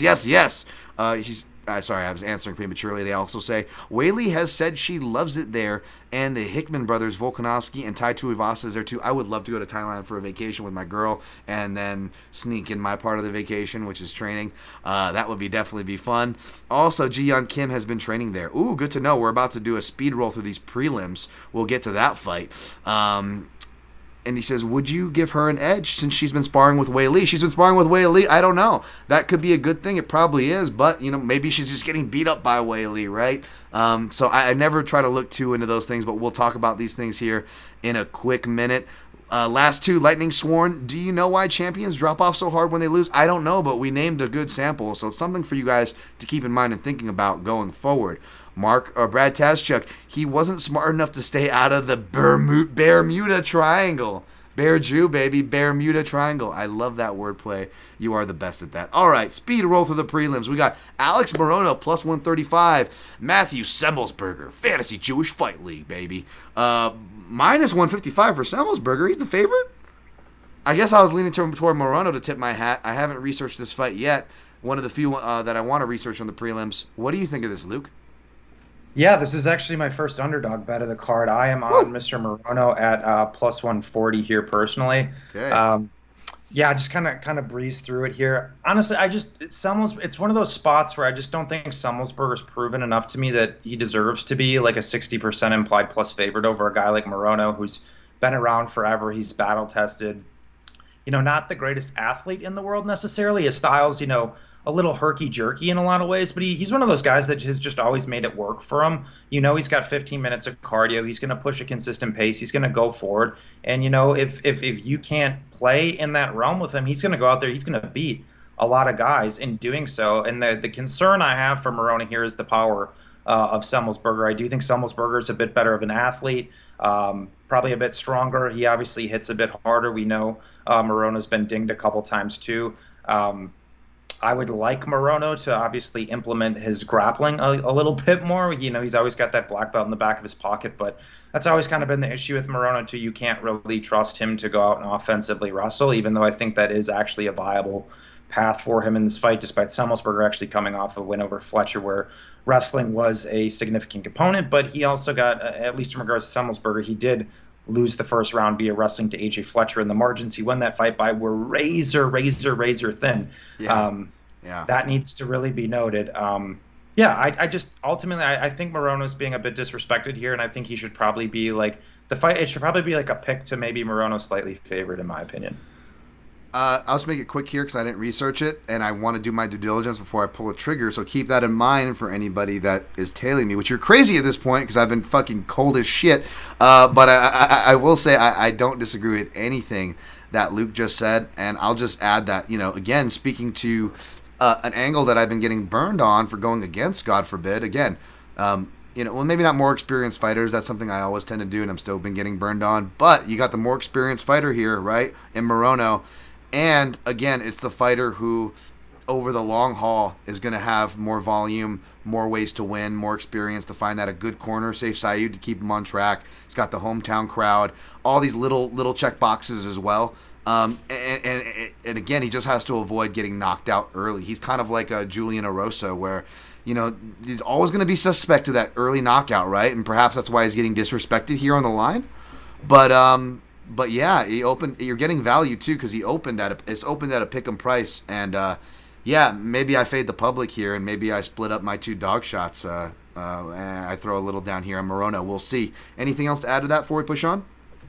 I guess the last thing I'll say, at least in regards to the power of Semelsberger, I'm not saying he doesn't have power. He obviously does. But you do have to look at the two guys he did knock out in the UFC. He knocked out Jason Witt, who he knows durability is highly questionable at this point, and then he knocked out Martin Sano, and the only reason Martin Sano was in the UFC was based on him being, buddies with Nick and Nate Diaz. So I'm just saying those are the two guys that he's clocked in the UFC today. Yep. Outside of blind betting somebody by sub lower on the card, the only fight I care about on the prelims really is next. Drew Dober minus 175. Rafael Alves plus 150. Again, I haven't researched this one yet, but I'm looking at Dober. I know Alves is going to be live and have scary moments throughout the entire fight for as long as he's there. But either he's going to be the athletic cheater that he is and ruin your night if you back Dober, or he's going to do some cool stuff like he can do, but be kind of overinflated and formless like me and many analysts think he kind of is, and this is going to scare you for your money. He might make it as tight as the line or even somehow tighter than what it's listed, but I got Dober all day here. Thoughts? Yeah, I'm kind of there as well. I do think Dober's just more proven, especially over the course of 15 minutes. I think his pacing is a bit more consistent, so I would have to favor Dober probably more minute to minute. But at the end of the day, he just said in his media day, as well, that he doesn't like overtly care about a title, and he's a guy who just wants to go out there and put on fun fights. And where from our fan cap is nice, from a gambling perspective, you have to take that into consideration when you're laying moderate chalk on those people who are trying to fight to entertain. I'm not saying he's not trying to fight to win, but, there's a lot of guys out there in the past who they want to go out there and get fight of the night, as long as, they can still stick around. They don't necessarily care if their record's, 50-50 in the UFC or whatever, because they're going out there and winning these bonuses. And the thing I will say with Dober, despite his durability being good historically, he's gotten dinged bad in his last two fights against both Riddell and McCann. This Alves dude is an explosive guy as well, outside of being, a pretty dangerous black belt in jiu-jitsu. He can jump on guys' necks pretty quick with his guillotines, rear naked chokes. We know that the defensive grappling has been an issue for Drew Dober over the years. So I understand, honestly, all this movement towards Alves. If I was to play him, I'd be more inclined to just take him inside the distance, though, because I don't necessarily know if I trust him over the course of 15 minutes. But my preferred option on this fight is actually just the under 2.5. I got that at minus 160. It's taken a bit of money on different places now, but I just think the fight's going to be a car crash that has 3 or 4 finish boxes checked. So to take out the variance of who gets the better of it and just give me violence. I know what you mean. Although and I don't want to say this and jinx it, but for whatever reason, it's giving me those Jai Herbert, fucking whatever the letdown spot was, because it's like this is all violence going in, and part of me is like, what if they just fucking do that cheeky move from last week? Hopefully not, because I agree with that analysis. I lied. There's actually 2 blind bet subs I might want to do in this next one. Maybe tailing my guy. Shout out to Clint McLean. Don'Tale Mayes minus 190. Hamdi Abdel Wahab, who apparently is part of, fought in the Jorge Masvidal MMA bare knuckle promotion. I didn't research this fight clearly. I just saw my guy Clint, and I try not to look at the place, but if I do, you guys know I always give people credit when it's due. I probably shout more things in more places than I should and more than other shows, so I don't think anybody's giving me shit there, but I got to give my guy some love, especially if it hits. It's a stupid number. I say this all the time.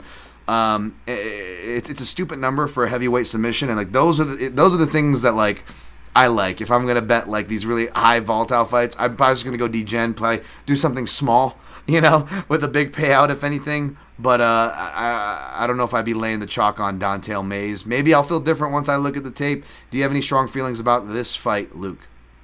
Yeah, I was an early mover on it. I grabbed Mayes at minus 140. He's kind of looking like minus 180, minus 190 market wide now. The thing with this Abdel Wahab guy, Olympic wrestler out of Egypt. So on paper, the credentials look good, but if you go back and watch the tape, it's just not pretty. I mean, the strength of competition that this guy has fought, is remarkably low. I try not to be disrespectful or anything, but right.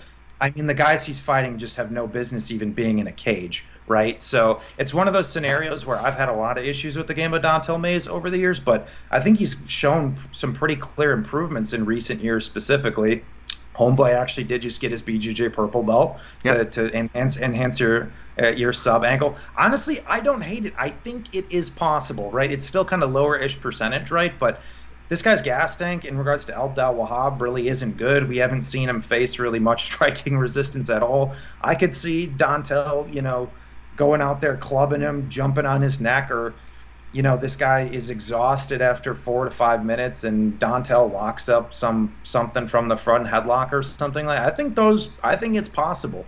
My take, and more so than me having like a supreme degree of confidence in Mayes overall, it's more so of a fade into this other guy. It's like, prove to me that you deserve to be competitively lined with an established UFC fighter at the end of the day. So. Fair enough. We got next fight, Drakkar Klose minus 210. Rafa Garcia, or as my guy Brad Tashchuk says, half a Garcia. Half a Garcia. Plus 180 coming back on him.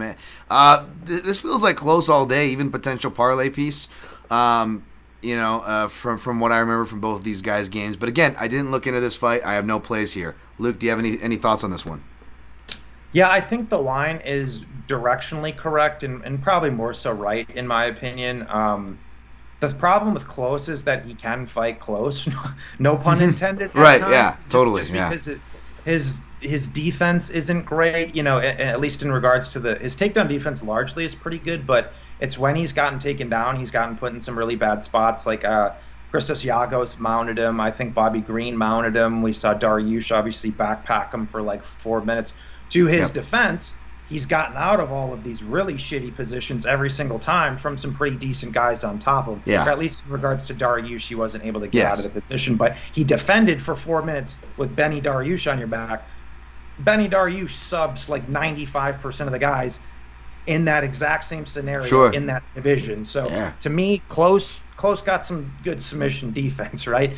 And the big talking point for me on this fight is that Garcia's coming into this one on short notice. And we know that the gas tank of Garcia historically has not been picture perfect. We obviously saw him slow down in his short notice debut against Hack Paras.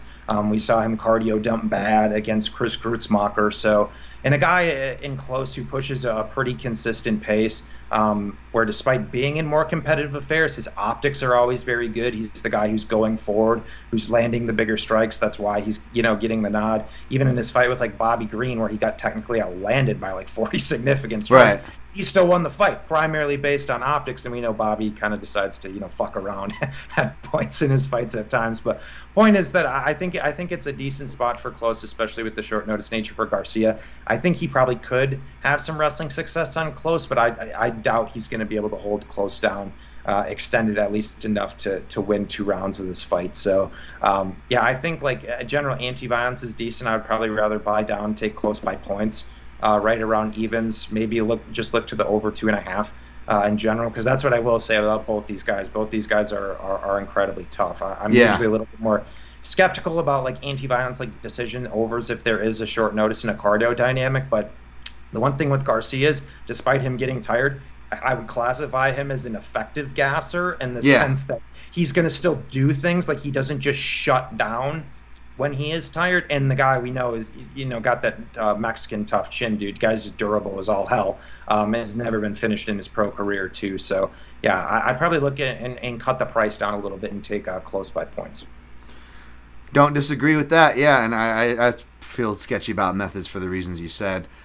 Next fight, this was not on my bio sheet. I don't know if this was added late or whatnot. Michael Morales minus $600 reminds me of one of those iterations of Spider-Man, but I'm old and I'm a boomer, and I know you guys have corrected me on that before.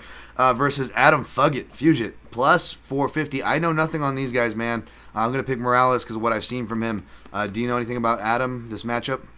Yeah, this is one, honestly, I didn't do much into, just because Fugit only has like we'll go Fugit.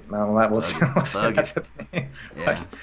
He's only got one fight in like the last 3 or so years where it was a early knockout against Solomon Renfro, and prior to that, I really was not familiar with this guy at all, and just in terms of like my general handicapping and process, like if I don't know or I'm not familiar with somebody, I want like a very, very recent sample of footage from them to have a truly good gauge of where they're at. Otherwise, just because I think there's, you're playing with a little bit of fire from potential improvements, regressions, things like that are just a bit unknown. So that's the main reason why I didn't go much or that much heavy into this one. Also, obviously, it's a short notice fight for Fugit as well. So that throws another wrinkle of variance. I do like what I've seen from this Morales kid overall, though. I think he like trained with the Ecuadorian, national wrestling team or something. I know it's Ecuadorian national wrestling, but still, I mean, it's better than nothing in a guy that many people classify as a striker. I think he has a strong judo background as well.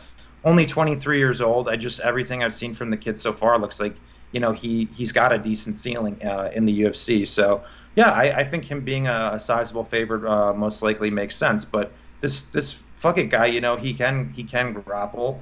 He's not a bum. He's got some pop in his hands too. So yeah, I mean, Morales gonna have to mind his P's and Q's here with him for sure. But yeah, I think it's a difficult proposition for Fugit at the same time. All right, odds would indicate, so I'm staying away. Jian Kim opened the favorite. She's now plus 100. The line seems to be fighting around there. I imagine is where it will stay fighting. Jocelyn Edwards minus 120. Hearts with Korea, but I'm leaning toward Edwards here just because she can change things up and get takedowns, even if Kim has an argument to have won the fight. We saw Cachoeira kind of steal the impression, although I did make an argument she did better than given credit for, and I could see why the judges perhaps were swayed that way on certain rounds. Some rounds maybe not as much, but, and I hate to use that word explosive, but like Jocelyn Edwards kind of has a bit of that about her, whether she's on the ground or striking on the feet, and we know that can sway judges. Even if she's not necessarily being the more effective fighter, she's more dynamic. That could sway the judges. It's WMMA, very volatile when it goes to the judges, and it's WMMA in Texas. Sharp people I know teasing the Kim by TKO. I know she's only won 2 of her 9 wins in MMA by TKO, and Jocelyn Edwards has never been TKO'd. But in those people's defense, if you go like to her boxing record, I think she boxed 6 times. It's like 6 wins, 3 of those are by knockout. Kickboxing, she has 12 wins, 6 of those by knockout. So like in striking arts, she's like knocking out half of her wins. Not so much in MMA, so I'm not too confident. I'll be very happy if that happens, or if Kim wins. But I'm leaning toward Edwards. That's all I got here. Anything on this one, Luke? Yeah, I think the main talking point, WMMA in Texas, it's a fight that I personally think is close, and you're not seeing any big plus number next to either girl's name. So just based on that, I have absolutely no interest from a picking perspective. I'm actually going to go the other way. I am going to go with Kim just because I think her boxing, her mechanics are just a bit better. I know her striking accuracy isn't great, but the chick's going to throw a ridiculous amount of strikes. We know that the chick can get hit in the head with a frying pan and still keep coming forward. Like, the girl's just all-world durable. I personally thought she won the Cachoeira fight.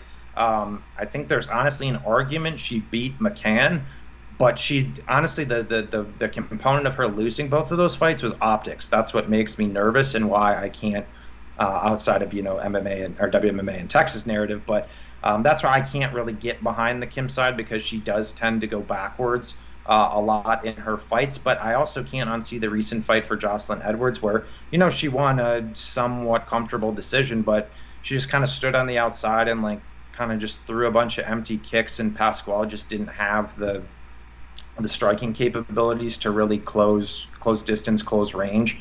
But she also actually significantly hurt Jocelyn Edwards in the first round of that fight to the body as well, which I think needs to be noted. I'm just not a big fan of Jocelyn Edwards personally. I think the girl's just incredibly green. Her defense, lacks. She's not very consistent to wrestle. I think she's only a white belt on paper in jiu-jitsu. So I don't know, man. I think it's a lower-ish level WMA fight that has a ridiculous amount of variance. I'm more so picking Kim just based on the pretense that she's got the plus money or plus number next to her name. And I think the slightly better boxing. I don't hate that at all. Next fight, Nikolai Negumereanu, minus 115, minus 105 with the comeback on Ihor Potieria, who I'm looking up on my grading the winners to see what I gave this guy. But do you have any strong thoughts on this? Will I do that? No, honestly not. This is another fight that there's a ton of question marks on. Line's completely flipped, though. Pretty much the whole market is on Negumereanu this week, and I do agree, though, more so in just the sense that this Potieria guy, Contender Series alum, but honestly just kind of a regional can crusher. 4 of his 20 wins have only come over. I'm sorry, of his 20 wins, only 4 of them have come over guys with over 500 records. So a little bit sketchy in that department. I've seen him taken down by not the best of guys. I think his defense is largely an afterthought. Pretty potent offensively in terms of going forward. I don't think he's the most technical party in the world, though. My thing with Negumereanu is that I don't think he's very good either, but he's at least been in the UFC for a second now. He's shown he can go a hard 15 minutes. He's tough. He's durable. If you go back and watch that Safarov fight, I mean, he got his ass whooped by Safarov, and short notice debut is what it is. I mean, a lot of guys would have probably quit in multiple spots that he was put in that fight, and he didn't. And yeah, we've seen him, get win extended fights, albeit incredibly greasy. I do think he lost the Ncheku fight. Yeah, me personally, too. I thought that I should say it either should have been a draw or it should have been Kennedy, but he got a gift there. Point being is a lot of question marks on this guy, extended when he's not going out there and just kind of beating a bunch of cab drivers. I want to see him face a little bit more adversity against a battle-tested guy, and I think Negumereanu might be able to answer some more questions. So I think if you got in on plus money on Negumereanu, I think you made a decent bet. Yeah, which is kind of crazy to say. I'm going to go with Nikolai as well. Not because he's training at Extreme Couture, but like you said, he's been in the UFC, and again, he had suspect early on record too, but being in a room with actual fighters for multiple camps now, and actually being in the UFC fighting there, that'll weed a lot of that out. He did get a gift of the decision against the Southpaw, so he's technically 1-0 against Southpaws. He's got another Southpaw in Ihor, but I'm sure there's some decent Southpaws down there to train with, including Ankalaev as well. So, who does a little bit of time there. So yeah, I'll go with Negumereanu. Next, Blood Diamond. And the last thing real quick too, Dan, I just want to reference, at least with like the Contender Series angle. I mean, these guys and girls that come in off the Contender Series making their debuts are often very overpriced. They're just overvalued. There's a ton of recency bias. I'm not saying that's a black and white statement. I'm saying in like a vacuum though, you probably want to either pass or go the other way. Yeah, I don't think you really want to put yourself in a scenario of laying a lot of juice on these Contender Series debutants, because long term, it's not a profitable angle. Yeah, except for me, because when I fade Contender Series hype jobs, I always end up on the wrong side. Granted, it's usually Barber, Maverick, Maximov, Puna. This one wasn't too bad actually, but Hobocop and Armin hurt too. So, but you're absolutely right. Even though I tend to kind of have bad luck and bounces there. Blood Diamond plus 155. Orion Koski finally making his comeback off Contender Series. This is a guy I was high on. I gave him an A plus. Ihor I gave like an A, but that was like because I have to, because he got a first round finish and got signed. That's the point of the show, even though it doesn't tell us much. But I reserve the A pluses for people that actually fucking show me something. And Orion Koski did. I didn't go back to look at this fight. The layoff is troublesome, but from what we saw at Blood Diamond, it doesn't look like he has much of a ground game. Koski is a brown belt in Brazilian Jiu-Jitsu. He actually has wrestling experience, both high school and collegiate, though he didn't finish college. Kind of rough, like with his brother. I know they had kind of a weird upbringing as far as that goes. Maybe not the opportunity to be a collegiate level wrestler. So for that, I almost just want to blind bet the submission here. But Koski is a guy who will just like punch away if a submission's not there, and he'll just take the stoppage that way. He's got the gas tank and the scrambling to do so. So that kind of worries me. Maybe I take a smaller number at inside the distance and then just don't, set it and forget it. But I didn't look at this fight, so I just might like blind bet him by sub and Dontel Mays. Any thoughts on this before we get out of here, Luke? Yeah, I would probably just look him inside the distance, because to your point, it's kind of one of those spots where it's like you're kind of trying to play, clinical psychologist of which route he potentially takes. Because to your point, I think he does have very clear and evident advantages on the ground. Now, granted, I would still rate Jeremiah Wells as a better wrestler grappler than Koski. Personally, I think many other people would as well. But it is the sample that we have, albeit it's small. It is the sample that we have where, he did not look very good on bottom. Koski's pretty reliable to shoot takedowns. And honestly, despite this, this Blood Diamond guy having allegedly over 100 kickboxing fights, the times I've seen him at space, I don't think his striking's very good, to be honest. It seems not very processed. He's like spinning. He's turning away from shots. His feet don't really seem completely under him. Granted, we have to go back to some older fights, so he could have gotten a lot better. But it's also he's 34 too. I mean, we're not talking about a spring chicken. We're talking about a guy who's 3-1 and 34 years old. So I think it's a decent spot for Koski. My concern is, which is what happened in the Phil Rowe fight, where he had a really strong start, wrestled Phil Rowe into oblivion, and then he completely death-gassed in the second round, and then got knocked out. But it's ironic because he also has multiple third-round finishes, and we saw on the Contender Series where he actually struggled early. He came back out there and had the better gas tank and won rounds 2 and 3. So that's where my hesitation, I would say, or I should tell people to maybe proceed with a little bit of caution. Sure. If you're laying moderate chalk, because that Phil Rowe fight was, maybe it was an anomaly, but maybe it wasn't. Like I don't know. Like I said, I've seen him look good extended in certain contests, and that Phil Rowe fight, it was like, oh man, yikes. So, but I do think he's clearly the side, though, with specifically with the advantages on the floor here. All right, before I recap my picks, and I don't have any official plays, but what I'm looking at, I'm just going to clean up the chat, and then we'll get out of here with our last plugs. Thanks for staying. I know it was a long show, folks. Thank you, Luke, for being such a great co-host. Mark Fellows, pumped for this pay-per-view main card. I foresee 5 serves of quality violence. You know what? This could be a main card where, you shouldn't be surprised if you go 0-5 in your picks, kind of a deal. Of course, you won't unless your name's Dan Tom. You should be okay.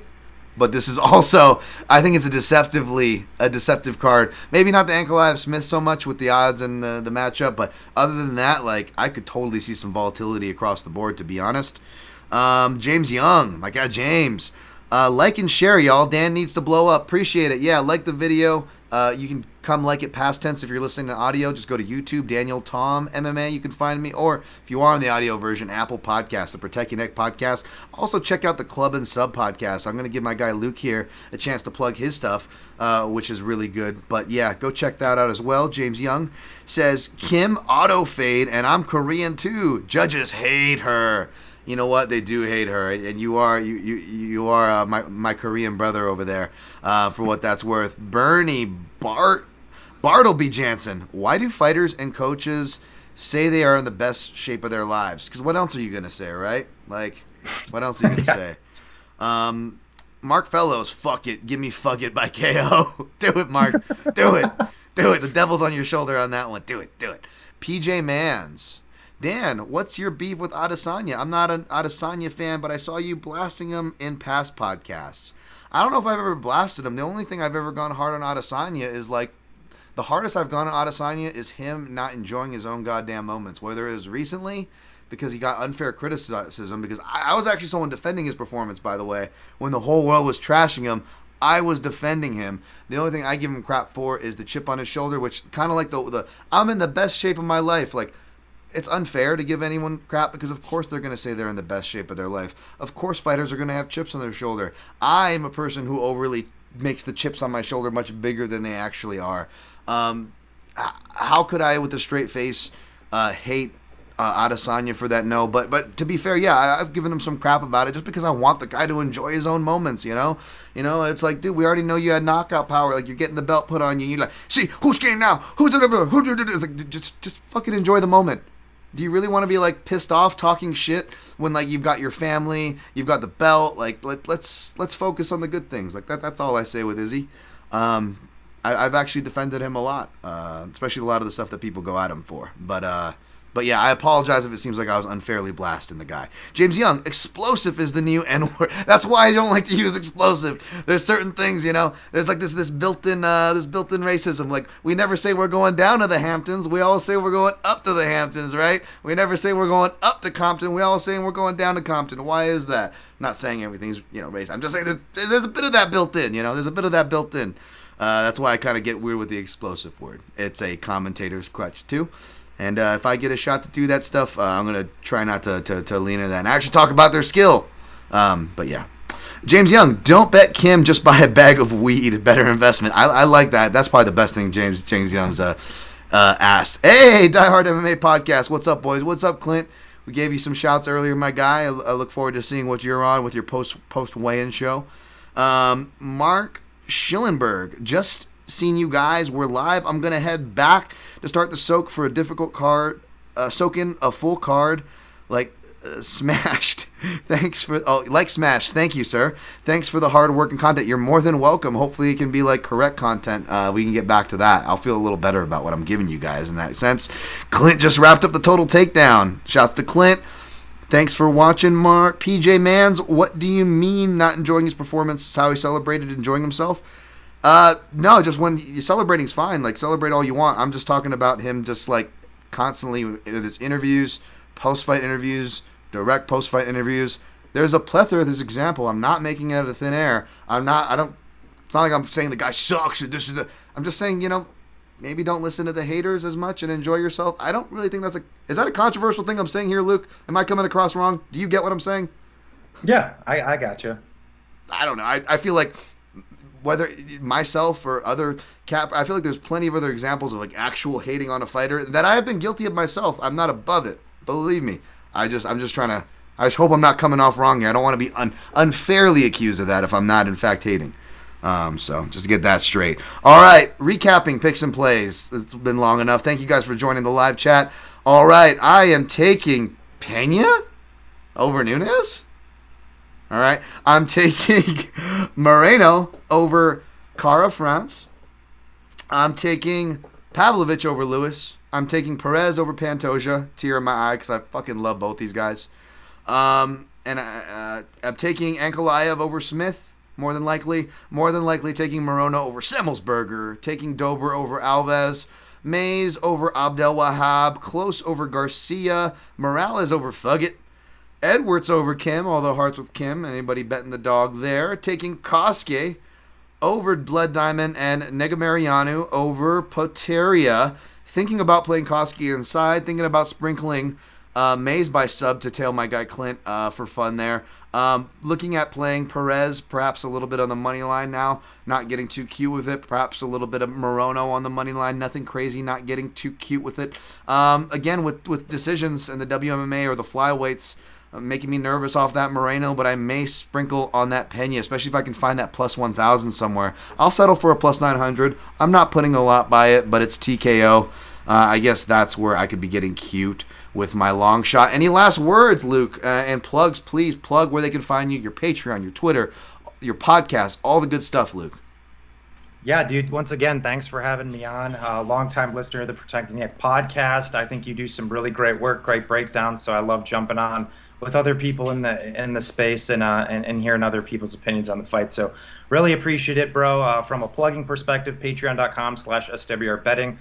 You guys can find all of my bets there. Obviously, I gave quite a few of them out on the show. Obviously, today getting some good CLV, on a lot of these as well. That's kind of one of the big perks of it, is kind of beating the line moves. We tend to do that pretty consistently over on the Patreon. Also, lots of content up there, full card breakdowns, usually anywhere between 12 to 15,000 words for all these cards, so pretty in-depth analysis there. I also put out a parlay article and a prop article as well. So not only are you getting my plays, you are getting actual analysis with them. So if that is something you guys are interested in, I would love to have you guys on board. Twitter, SWR_betting as well. That's primarily where I'm active. I like to have a little fun on there, post some fun stuff, interact with people. So be over there. Be sure to head over to Twitter and shoot me a follow if you guys don't already. Last plug, Club and Sub podcast. Me and a round table of my boys every single Wednesday night breaking down these fights. I believe at 10 p.m. Eastern as well. We just actually had our 100th episode a couple weeks ago. So, nice. So grinding through it, super fun time. I 100, dude, I appreciate you having me on. 100's a big deal, man. Congrats on that, and thank you for coming on, man. I've been meaning to have you on for a minute. As my guests know as well, I'm bad at getting guests on. It's really tough. As it sucks, there's a lot of good people like yourself who I talk to and plan to get on, and you guys are like on this long waiting list, and it feels like I'm flaking. So I appreciate you so much. You're the man. I love that you actually, you show your work, you add the analysis, you offer the free stuff as well, my man. Just keep doing you, keep doing good, because you're doing good, and you just seem like a genuinely cool dude, man. I really appreciate you coming on. Lastly, just at the PYN podcast on all social feeds, mixedmartialanalyst.com for those click-throughs, Amazon on it, PayPal donations, at Dan Tom MMA. You can find me at SWR_betting, as you can find him, as you can see, for the YouTube channel. PJ, no disrespect taken, my man. Thank you for commenting. Same with you, Grateful Dude, Mark Fellows, James Young, all the rest. Much love. Good luck in your picks and plays, and always protect your neck.